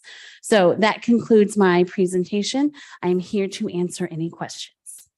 And before we take questions, let me just check to see if we have any public comment. Yes, we do. Speaker, I'm sorry, it's Mr. 615. Mr. Anderson. Anderson, yes. Yes, hi, my name is Brad Anderson. I live in the city of Rancho Mirage. Just so you know, I have to wait for you to unmute me, and that's why it takes me so long. But anyway, I want to discuss 14E. I'm I'm opposed to any increases of city council. I spoke at Rancho Mirage with the same topic, and I think it's really bad optics to look at this now. And I'm just concerned because I guess the compensation portion of it, was it discussed in December? It was just the health benefits. and then all of a sudden you got that added on now. So I just fear that most of your residents probably took a decrease in wages if they have a job at all, and when you compare to other councils, it's not fair because a council member is not going to leave that position to go to another city like an employee would. So I don't think we should look at that type of aspect, and just I would hope that you maybe reconsider this and sit on it for a couple of years and then look at it again. But that's all I have. Thank you very much. No other speakers, Madam Mayor. All right, do we have any questions for staff? Comments, motion? We'll start with 14E. I'll move to approve the item as presented. I will second that. Please vote.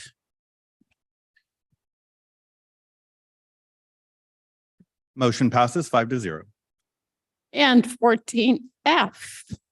We'll again move to approve the item as presented. I guess I'll second it again. Please vote. Motion passes 5-0. Thank you. Okay, I think most of you here have been patiently waiting for us to get to public hearings. 15A, adopt a mitigated negative declaration of environmental impact per the California Environmental Quality Act and amend University Neighborhood Specific Plan. Approve a precise plan and tentative parcel map at the southwest corner of Technology Drive and Gerald Ford Drive. I will open the public hearing. Mr. Maloney. Thank you and good evening, Madam Mayor and honorable members of the City Council. Nick Maloney with the Palm Desert Planning Division. This item is a request by Desert Care Network for a specific plan amendment, which will amend the existing university neighborhood specific plan, as well as a mitigated negative declaration of environmental impact and mitigation monitoring and reporting program prepared in accordance with the California Environmental Quality Act for a precise plan and tentative parcel map for the development of a two-phase 114,000 square foot medical office complex located at the corner of Gerald Ford Drive and Technology Drive. The City Council's action would approve or adopt the mitigated negative declaration and the specific plan amendment, as well as the precise plan document. Just by way of background, this item was required to go through the community engagement process because it is greater than 5 acres. That meeting occurred back in March of this year. We did not receive comments for or in favor, but it did occur. The Architectural Review Commission did hear the item on March of this year as well, and they did recommend approval of the design review. The item then was scheduled for Planning Commission and went before the Planning Commission on 3 occurrences before it was approved in September of this year. During that time, we did receive comments on the draft initial study and mitigated negative declaration, which are incorporated into the packet before you tonight. Just restating, the project is this 10.47 acre site at the corner of Gerald Ford and Technology. It is currently vacant, but has been rough graded in the past. There is an existing retention basin at the corner, as well as frontage improvements on 3 sides. In terms of surrounding uses, it's primarily residential to the west, north, and south, and commercial to the east. Here's a view of the existing condition showing just a wind fence around the perimeter of the site. In accordance with the California Environmental Quality Act, an initial study was prepared which identified mitigation measures that would mitigate the project's impacts to a less than significant level. As such, a mitigation monitoring and reporting program was also incorporated with the item. During the public comment period and subsequent public hearings, comment letters were received from various entities, and those are included with your packet. That includes the California Department of Fish and Wildlife, as well as CARE California. Regarding that, city staff has reviewed those comment letters in conjunction with the applicant's professional environmental consultant, as well as the city attorney's office. We have reviewed those comment letters and find that they do not provide any substantial evidence which support a fair argument that the project analysis was inadequate. And they don't support any evidence that the project as designed would have a significant impact on the environment, and therefore find that the CEQA analysis is adequate as presented.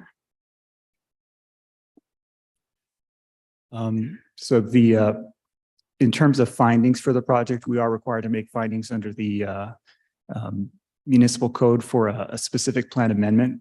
We can make those findings, and those are included in the draft ordinance. The findings are also required for the tentative parcel map, which are included in one of the two resolutions that has been provided to you. I'll go through this table. This table generally summarizes the current development standards, as well as the proposed development standards, which do essentially two things. This is with the medical professional overlay that would be applied to the site. It, in essence, just allows buildings to be set back further from property lines than what is currently allowed. It doesn't change the building envelope or increase height, and the project as proposed would still comply with that. Here's the site plan proposed for the project. It is incorporated in two phases. Phase one will consist of the primary medical office building, which will be 3 stories and located near central portion of the site. It will also develop full frontage improvements, perimeter landscaping, and leave a vacant pad, which will be developed with parcel 2. That's the 20,000 square foot additional medical building and corresponding parking. Here's the landscape plan that will be installed with the development of phase 1 of the project. These are schematic drawings just showing the cross sections of the site. And this is a view showing what those potential impacts would be to residents to the south across College Drive. These were presented to the public as a part of the community engagement. Here's an image of the proposed architecture as well as renderings. It's a contemporary style building that was approved by the Architectural Review Commission. And then just to reiterate on the community engagement as well as the public hearing notice that was sent for tonight's meeting. Notices were sent to all property owners within 1,000 feet of the project site, as well as all property owners within the boundaries of the University Neighborhood Specific Plan. And I won't read all that, but the recommendation generally goes first, adopting the resolution for the CEQA document, then introducing for first reading the ordinance for the specific plan amendment. And then the last recommendation is to adopt a resolution approving the precise plan and the tentative parcel map, finding them consistent with the CEQA document and the specific plan.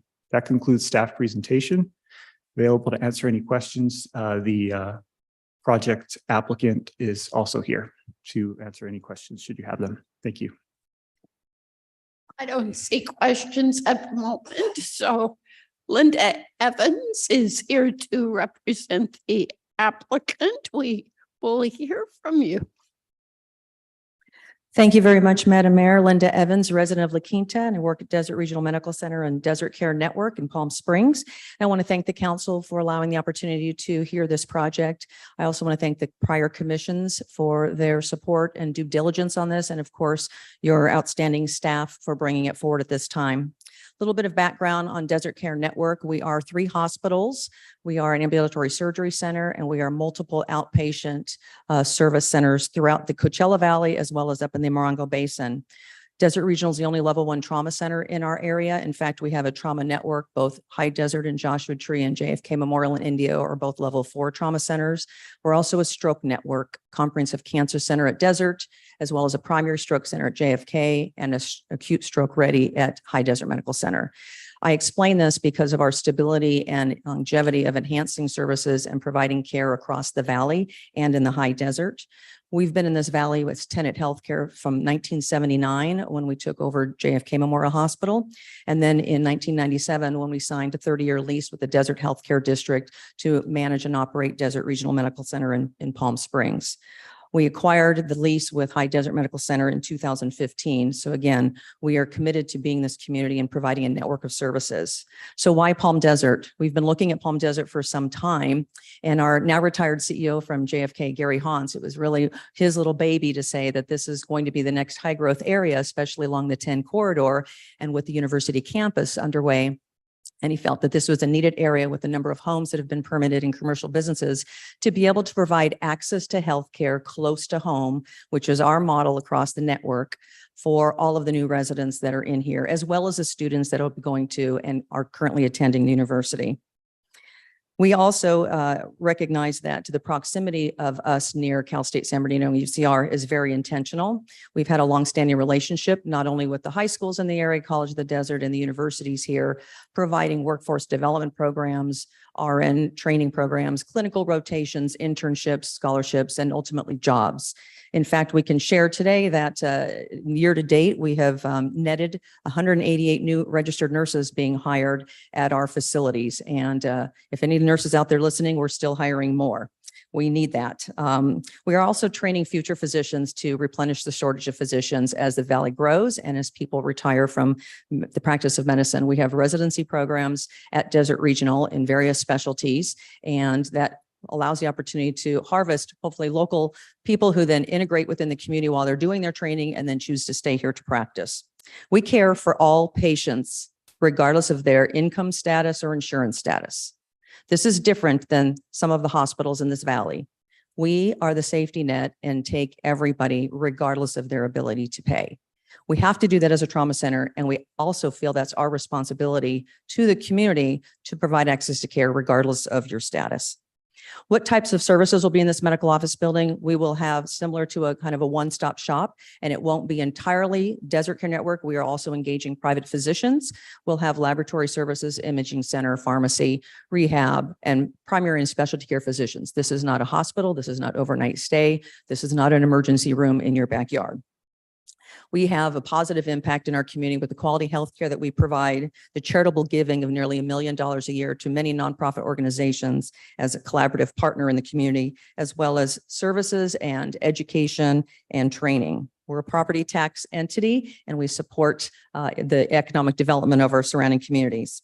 In fact, when I mentioned the 30-year lease with Desert Regional, we are embarking upon a renewal process right now to engage in another 30-year lease at Desert Regional with the Healthcare District that also includes Tenet Healthcare, Desert Care Network, paying for the $220 million of seismic retrofit that's required. This would be for a facility that we don't own, and as well as other enhancements. We are committed to this environment. We're committed to this community. We've been integrated for many, many years.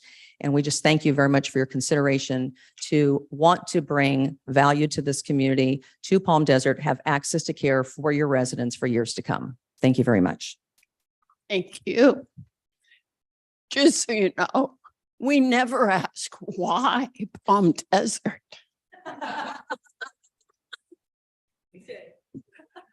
We ask why not. Any questions of staff before public comment? Diane Vines. Hi there. It's nice to see you all again. I'm here to talk about the public benefit to communities that the Desert Care Network serves. We work with them I'm here as director of the Nursing Street Medicine program at Cal State San Bernardino and a faculty member, part-time faculty member at Cal State San Bernardino. So we'd love to have this across the street. But we have worked together in Palm Springs area with them and with the medical van that is operated by the Desert Physicians Medical Group, which is their physician family group. And we work with their graduate medical education. We provide nurse clinic and foot soaks. We refer them to the doctors for anything that they require that needs a doctor there. And that's at the Well in the Desert free lunch program. Then we work with them in Indio and East Valley, again with the medical van and with the Galilee Center, and we go out and do vaccinations with migrant workers in those communities. So this is just an example of the things that they have done for the community. In fact, they provided PPE, personal protective equipment, the first people to come forward and help us when the pandemic hit, and we wanted to do street medicine still, so that we couldn't do it without the PPE, and they came forward to do that. The plan for Palm Desert involvement is that there's a program called Bridges to Hope that meets every Tuesday evening with a hot meal from mostly Eisenhower nurses. And they bring people there that are unsheltered. And we provide foot soaks and nurse clinic. And also there's a shower unit there from the overflow unit from Southwest Church. And then, of course, the free dinner. We actually want to work with the Desert Regional Medical Van and also with that new pharmacy mobile unit, because we have a grant to do behavioral health in this area. And we'd like to be able to provide medications in the field for people with substance abuse and mental illness. It gets them ready for an ability to go into permanent housing and stay in permanent housing. And so we would like to go out, give them a 2-week supply with the pharmacy unit, and our nurses would actually administer the medications. So we're looking forward to working with them for that. So I hope that you approve.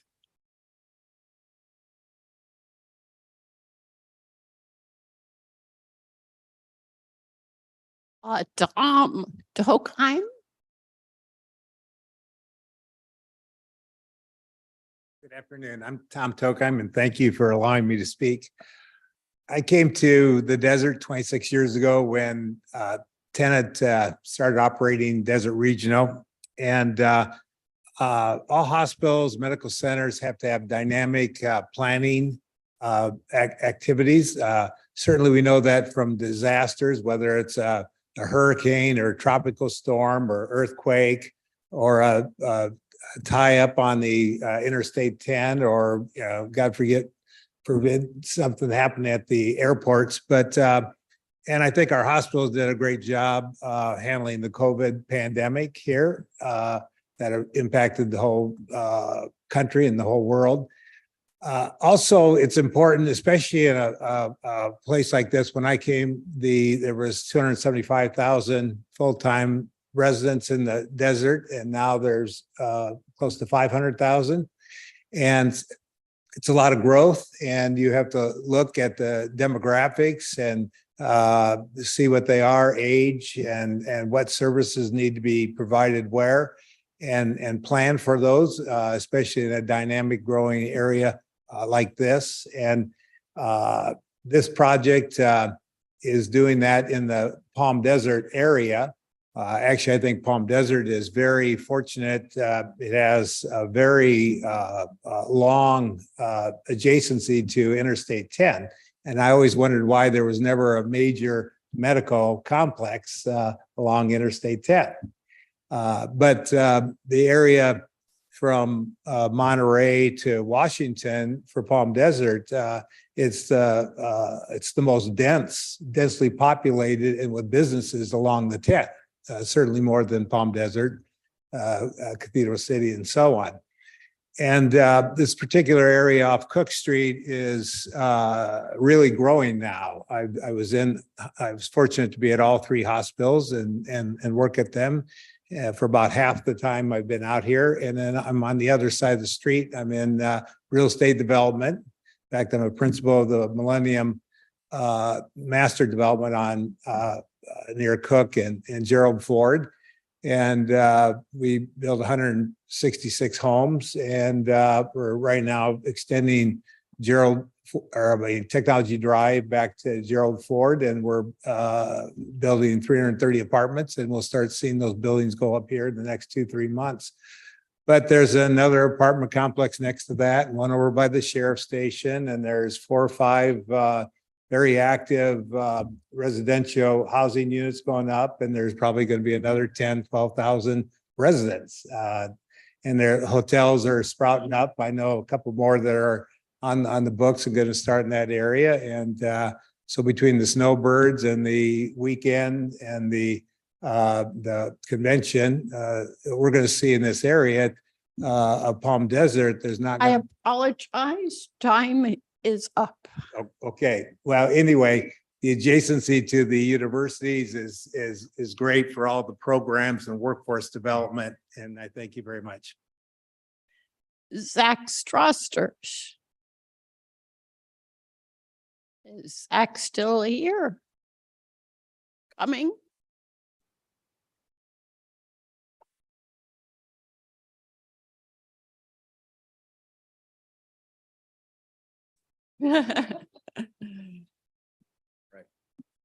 So good evening, City Council. Thank you. First of all, let me just say what an absolutely beautiful city Palm Desert is. I mean, I've gone to a lot of hearings, and not to butter you up, but I was like, well, okay, Palm Desert, this is pretty impressive. So when I come in here today, I'm not coming in here to flatter, though. I'm coming in here to talk about the aspects of this project. So I want to start off by saying I'm with CARE California.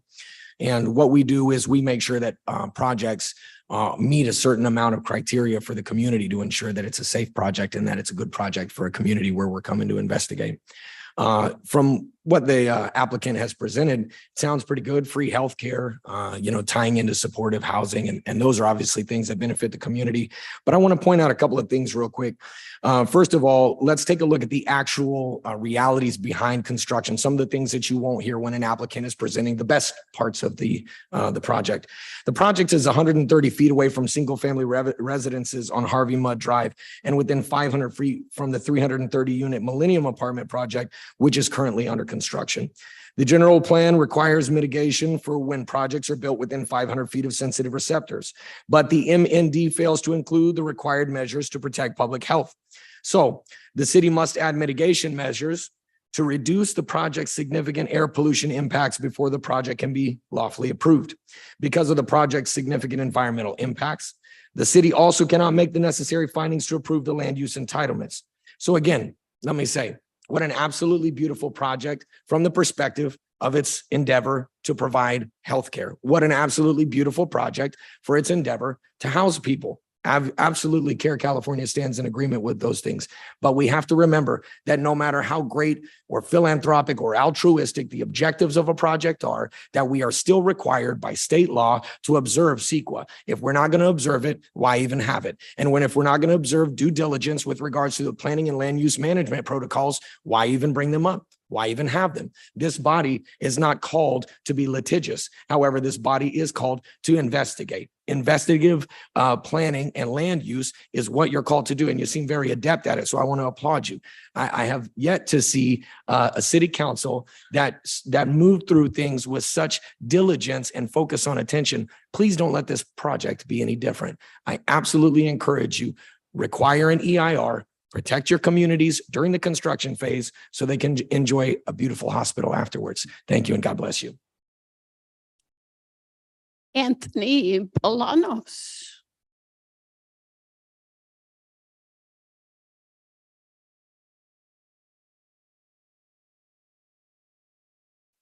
Good evening to all. My name is Anthony Bolaños, and I am speaking on the University Medical Office Park project and also in opposition. The office market, including medical, is at one of its lowest levels in many decades with respects to projects and planning and even building starts. And it's very rare anymore that much is getting built to scale out this direction other than warehouses. Considering just these facts alone, one would assume that the community's voice would be all the more important regarding the design, construction, and use of this project. If we don't get a chance to have this kind of project every day here in Palm Desert, shouldn't we take the time to do it right? Please postpone the approval of this project until more community discussions are had. Reject this proposal. Thank you and God bless you. Eric Saavedra.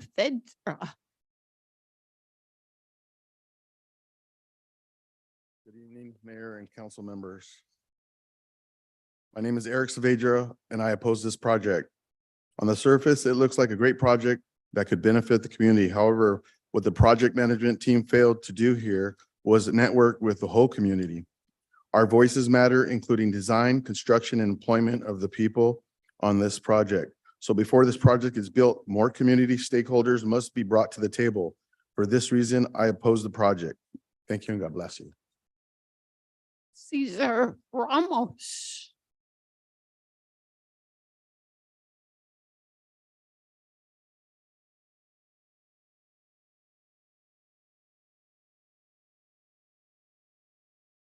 Good evening, council. I'd like to introduce myself. My name is Cesar Ramos. I'm here as a representative of Union Local 433, and we stand strong opposition to the University Medical Office Park project. This applicant has failed to understand that when you are undertaking a project that has a significant community impact, you're a responsible contractor and you hire locally. We ask that you do not approve this project because we believe that these seemingly simple and straightforward provisions are not being addressed. We are always hopeful that good projects will include everyone, and that means the skilled trade workers too. Please stand with us and vote no. Thank you. Louis Lopez.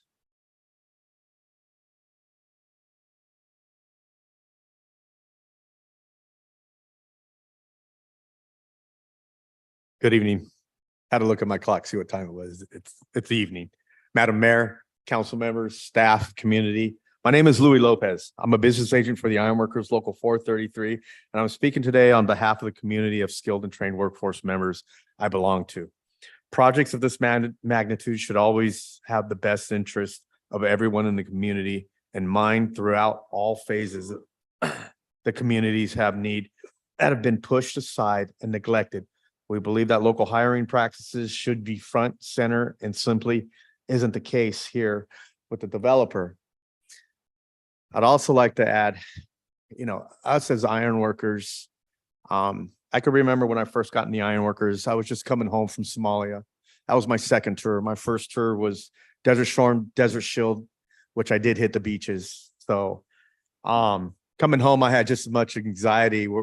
Who was going to take me in? What was my future going to hold? And the ironworkers opened the arms and put me into an apprenticeship program, which I fell in pretty good with.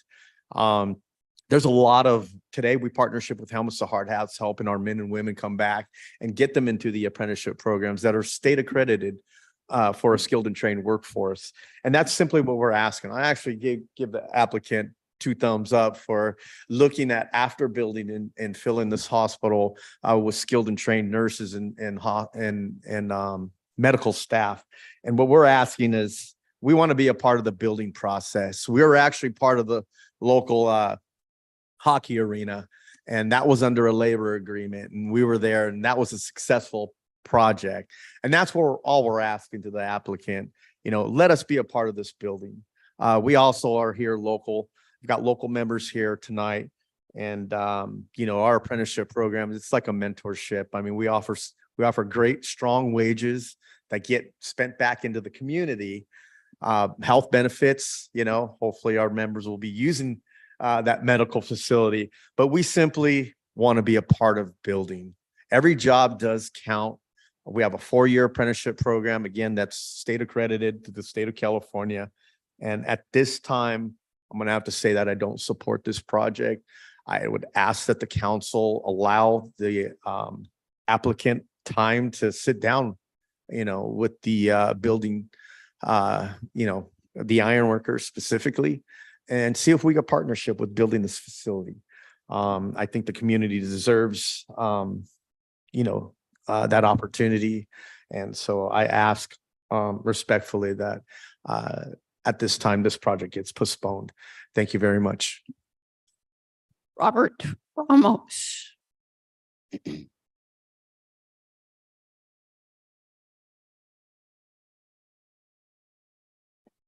Good evening, Mayor, council members. My name is Robert Ramos, and I am here as a representative of the Iron Workers Local 416. We strongly oppose this project as well. Every project that is brought forth is an opportunity to strengthen our middle class in Palm Desert.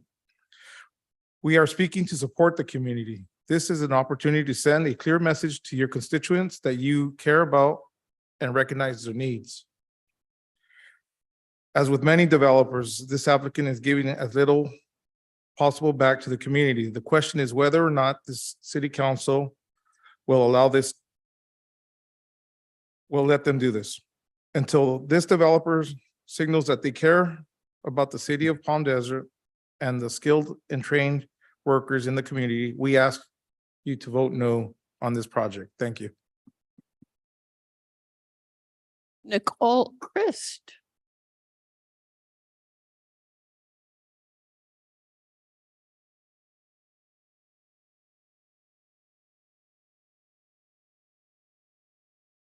Madam Mayor, members of council, my name is Nicole Christ. I'm with Terra Nova Planning. We prepared the environmental document and the response to comments that's in your packet this evening.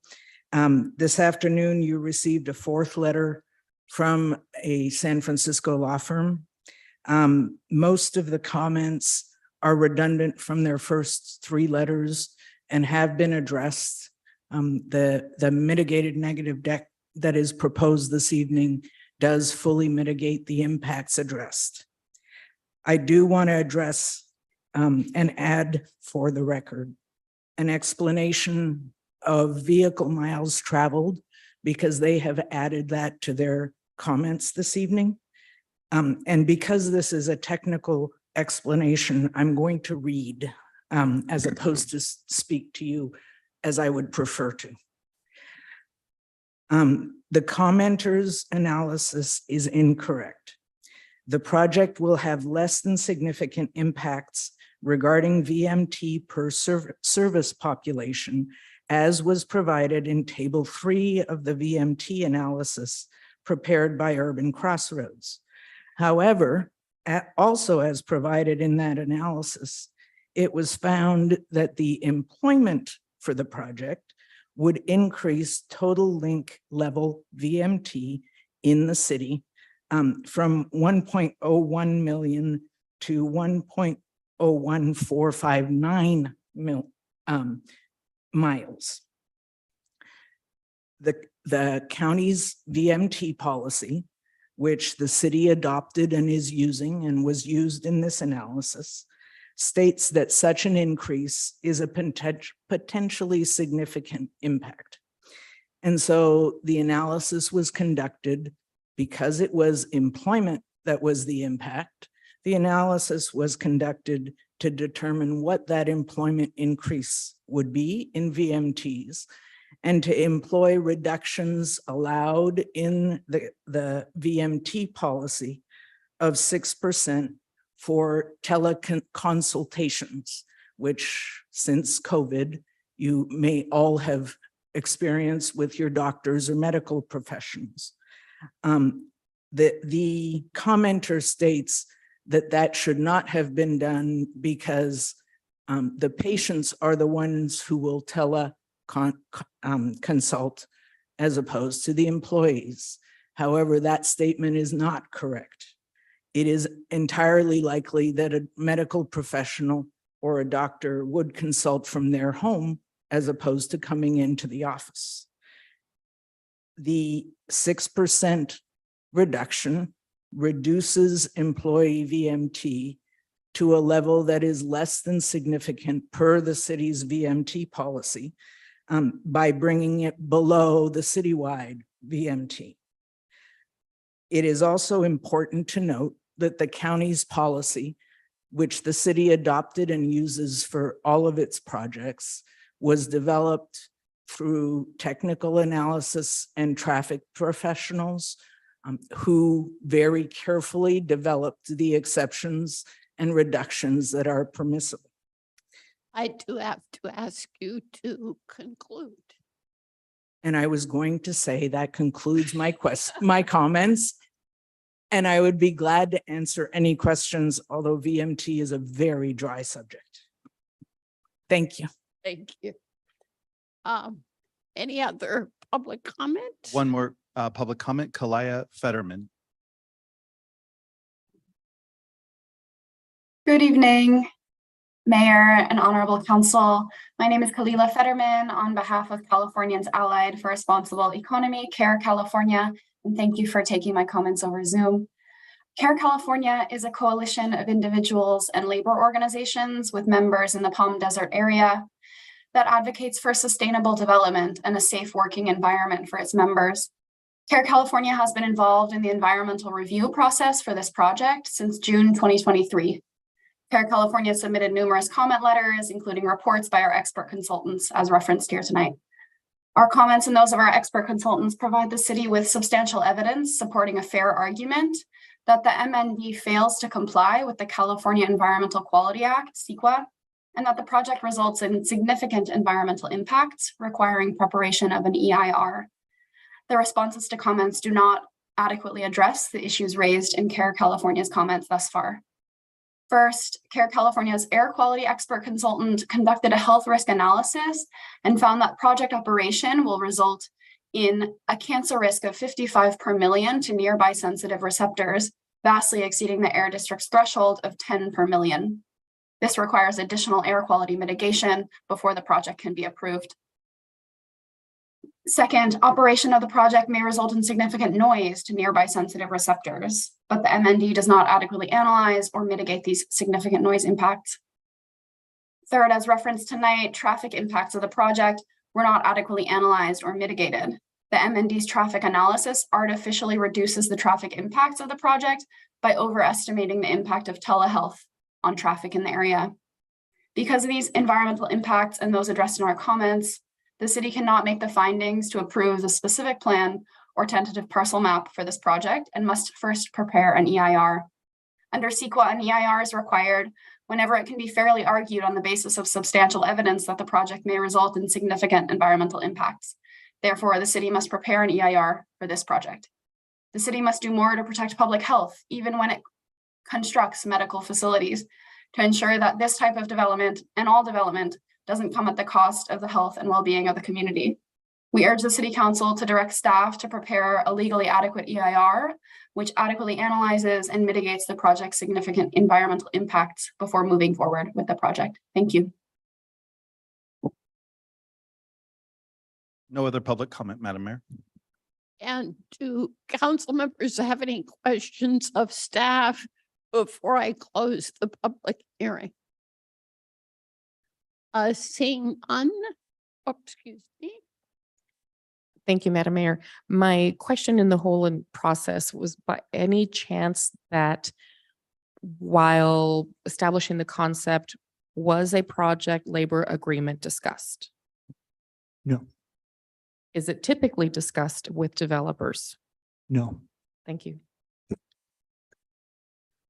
I will close the public hearing and invite comments from council. Councilmember Harnick.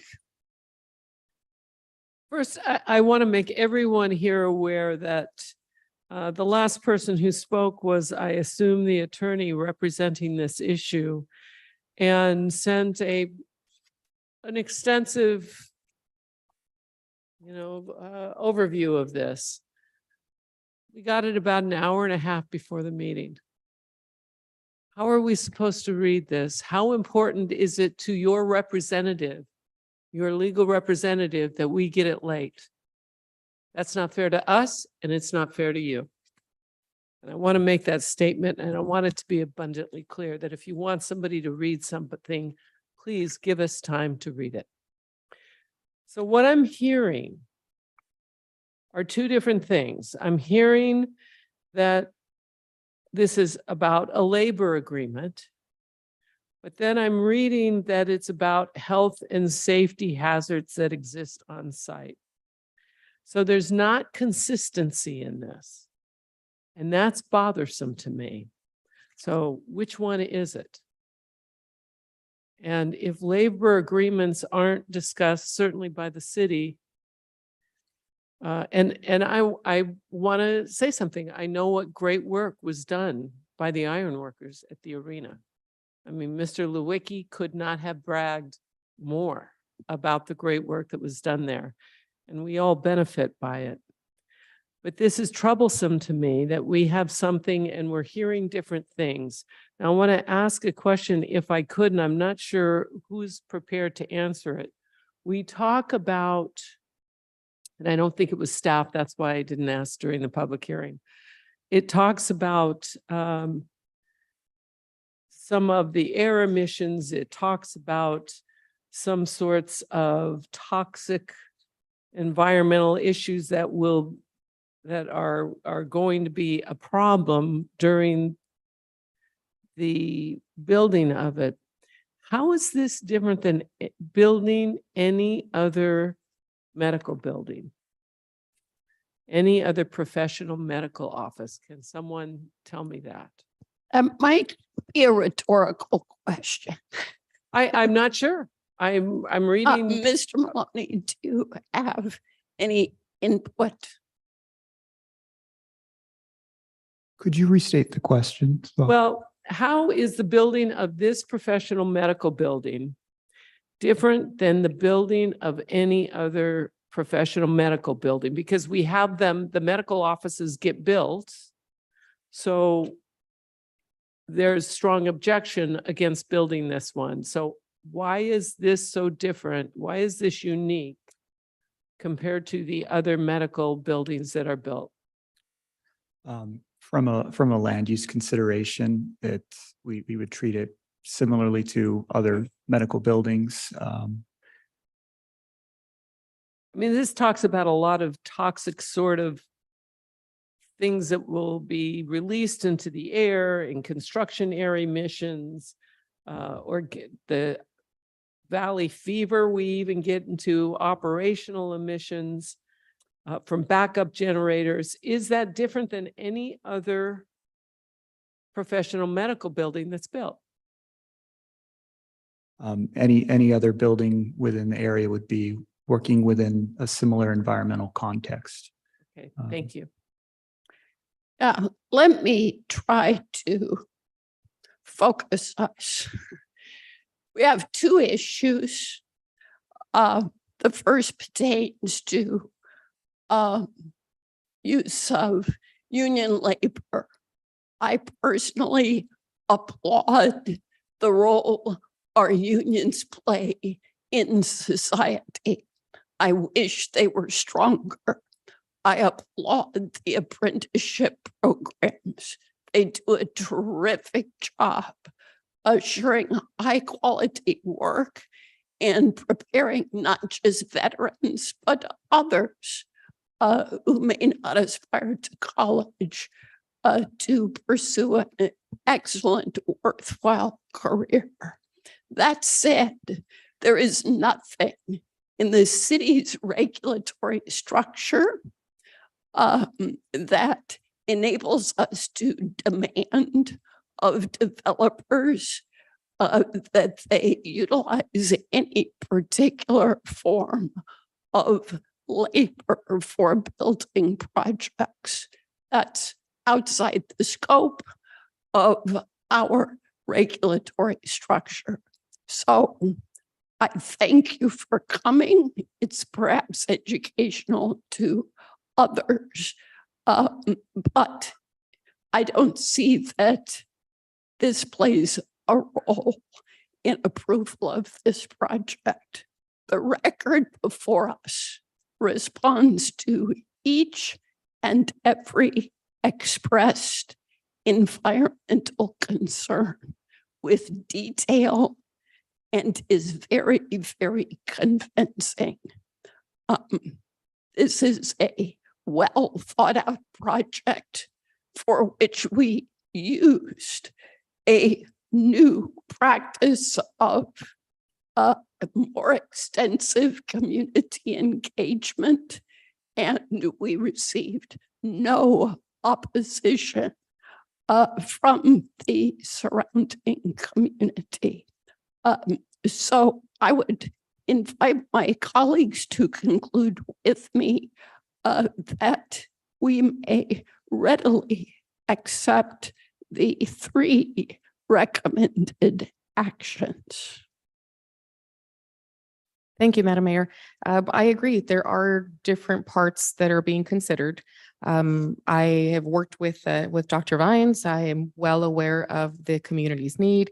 For a long time, we have discussed the dream of having that medical van that on one side could do telemedicine, on the other side we could dispense prescriptions. The way that goes into the health of the of our community. But we also have to acknowledge the way that labor impacts the financial components of our community. I have asked developers about PLAs in the past, and one of them actually laughed at me and he said, "How am I going to make money?" And to me, that was offensive because as somebody who doesn't have that same discretionary income that this individual does, he doesn't know what it's like to be in those circumstances. I think that we not only have to praise the work that our union members in the community and surrounding communities do, I would like to see that discussion come up in the future. Perhaps this project will not be sufficient to address it, but this perhaps could be the first point to continue this discussion of why it's so urgent. The other comments I heard was there's just not enough union workers around. And I said, well, go find some. If you're going to bring your lumber from how far away, you're going to bring your steel from how far away, you're also needing to bring qualified individuals and not just general labor.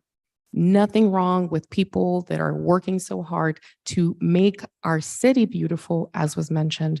We have to find that middle ground. I happen to also look at it on the other side of it. We have nurses. We love our nurses, but nurses have unions too. I am concerned that one of the comments was that there was no backup generator.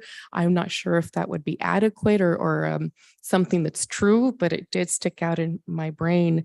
I am the representative, or I sit on the California's League of Cities, the Environmental Quality Policy Committee. So CEQA has come back and forth of why it is so strong, why it has been reduced with the need for housing, the need for development. So I see both sides of it. I see both sides of it. I see the value, and I would like to see the project pushed back just a little bit, because we know the need is there. The need has always been there. How much would it delay to at least have some more of these conversations of, do we need to look at CEQA just a little bit more? Are any of these things true? We have a lot of folks that are always saying, nope, not true. No, this doesn't apply. But maybe this is an opportunity to also explore the labor concerns as well. We have to start somewhere. So on this one, I am so torn in my heart, in my brain, in my lungs as an asthmatic. And I'm very torn. I'm very torn because I see the need of both. I really see the need of both. And we don't talk about our project labor agreements nearly enough. Anyone care to make a motion? I'll make a motion. Today, what we're discussing is this project. And I do believe when I look at this motion, or whatever this is called, this statement of interest and all this that we got from the attorneys, they have weaponized CEQA. And that is not the point of CEQA. It's to protect, not to weaponize. So this is not about unions today, and we all understand the importance of unions. This is about moving this and adopting a mitigated negative declaration, and I will make that motion. I will second the motion, and for the record, I am from a union family and I am pro-union, and this is not about a vote against the unions. I'm very pro-union, but I make a motion to second the motion. All right, and it's the motion to adopt the 3 recommended actions in the staff report. Is that the motion? Yes, it is. And the second. Please vote.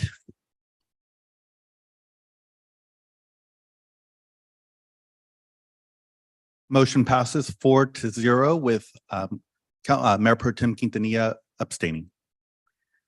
Item 15B, conduct a public hearing and introduce an ordinance of the City Council of the City of Palm Desert, California, adopting a notice of exemption pursuant to the State of California Environmental Quality Act, CEQA, and approving a zoning ordinance amendment. May we have the staff report? Oh, excuse me. I open the public hearing. Thank you, Madam Mayor, members of the City Council. Carlos Flores again, Senior Planner, here to present on the zoning ordinance amendment in front of you today.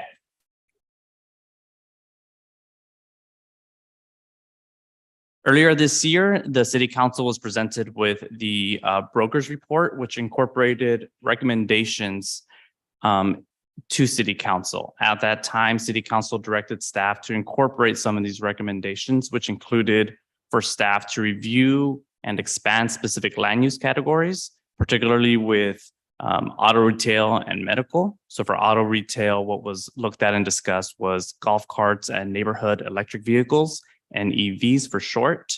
Another part of the recommendation was to look at existing office buildings within our downtown edge overlay zone. So for professional offices and medical offices, to look at expanding the allowances within that zone. Additionally, it was recommended to look at self-storage within the service industrial zone.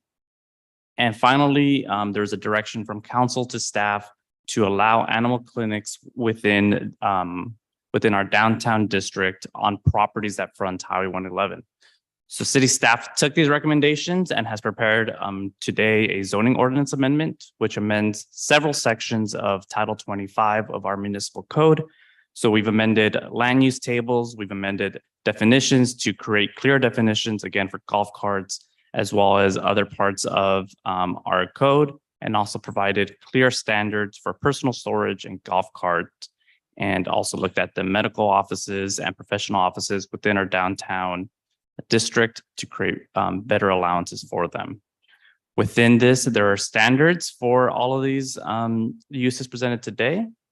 This was presented to our Planning Commission earlier this month on October 3rd, and they recommended to the City Council to approve the zoning ordinance amendment as presented. So for the California Environmental Quality Act, CEQA, this project is exempt per 150631 subsection B3, as there's no potential to have a significant impact.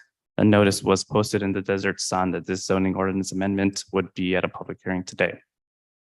So the recommendation is that the City Council introduce by title only an ordinance amending and updating various sections of the Palm Desert Municipal Code.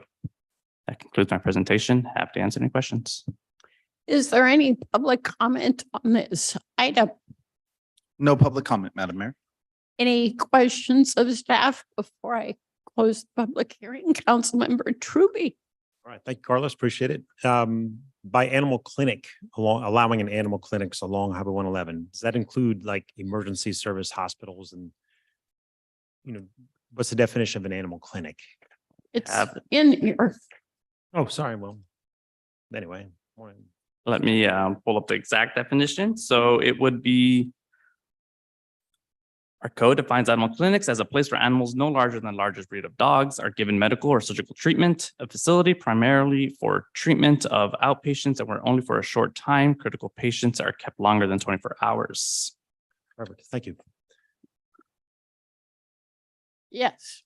Okay, when we talk about landscape, and maybe this doesn't matter, but we talk about to provide beautification and screening, and we're making a big deal about shade and canopy trees. Does screening cover that, or should we add shade, or does screening? So screening is, and I believe what you're referencing is for the personal storage, as well as we also mentioned it for outdoor storage and display in some of the sections. So the landscaping for screening is more about screening of any equipment or outdoor areas. Shade trees would be more of within parking lots, as well as within sidewalks and things of that nature. Well, it does say in later that a minimum of 124-inch box canopy tree. So it has the canopy in there. I just wanted to see if that was this. Okay, thank you. Seeing no other questions, I will close the public hearing and invite comment or a motion. I'd like to move approval of the agenda item as presented. I second. Please vote. Motion passes 5-0. Item 15C, adopt a resolution designating an existing single-family residential structure known as the Charles and June Gibbs House II, a historic landmark located at 45666 Shadow Mountain Drive, assessor's parcel number 640293003. I open the public hearing. All right, thank you, Madam Mayor. Once again, Nick Maloney with the Planning Division. This item is a request by the property owner at 45666 Shadow Mountain Drive to request a local designation for a historical preservation purposes of this property. It's a single family residence. Earlier in October, the Cultural Resource Preservation Committee considered the item and recommended that the city council designate it as a local landmark. Just some additional background, the home was originally constructed in 1956 and was designed by Walter S. White, who is considered a master architect in the mid-century modern style. Here is an overview of the home. It's generally west of Highway 74 and south of Pitahaya on Shadow Mountain Drive. Here are some photos of the existing home, which depict some of the significant architectural elements, as well as some other non-contributing elements as well. It's generally a good example of the mid-century modern style and of this particular style of architecture that Walter S. White prepared. For the sake of having this information on the record, this is a list of the contributing elements as well as the non-contributing elements for the which contribute to the integrity of the home, which would serve as the basis for any future actions, and just having that on the record is necessary. In terms of the analysis, the property qualifies as a local landmark on the basis of two criteria that are listed in the municipal code. This project is not subject to CEQA, as it would not be considered a project, as there's no potential for a significant impact on the environment for this. And this hearing was noticed publicly. We have not received any comments on the item. So that would conclude staff presentation, and there's a recommendation for your consideration. Thank you. Any public comment on this item? No public comment, Madam Mayor. Any questions from council? No question, but I move to approve. Let me just close the public hearing. And is there a second for that motion? I'll second the motion. Please vote. Motion passes 5-0. Item 15D, adopt a resolution amending the transportation uniform mitigation fee dump applicable to all developments in the city of Palm Desert and finding the action exempt from CEQA pursuant to CEQA guidelines, sections 1506.162 and 15378. I will open the public hearing and ask for staff report. Good evening, Mayor and Council. Richard Canoni, Director of Development Services. Just briefly on this item, the Coachella Valley Association of Governments, otherwise known as CVAG, recently adopted an increase in the TUMP, or the Transportation Uniform Mitigation Fee. A lot of acronyms tonight. That increase for this year is at 7.41%, which is consistent with the CPI for Riverside, San Bernardino, and Ontario. State law does require that a public hearing be held by those municipalities that are adopting that fee, and this is in compliance with that. And we recommend approval subject to the findings within the resolution, and happy to answer any additional questions. Any public comment on this item? No public comment. If not, then I will close the public hearing and invite council action. Move to approve the item. I'll second the motion. Please vote. Motion passes 5-0. Thank you. We have no information items. That concludes our business for this evening. I wish I had a prize for all of you who stuck it out. The prizes go to the.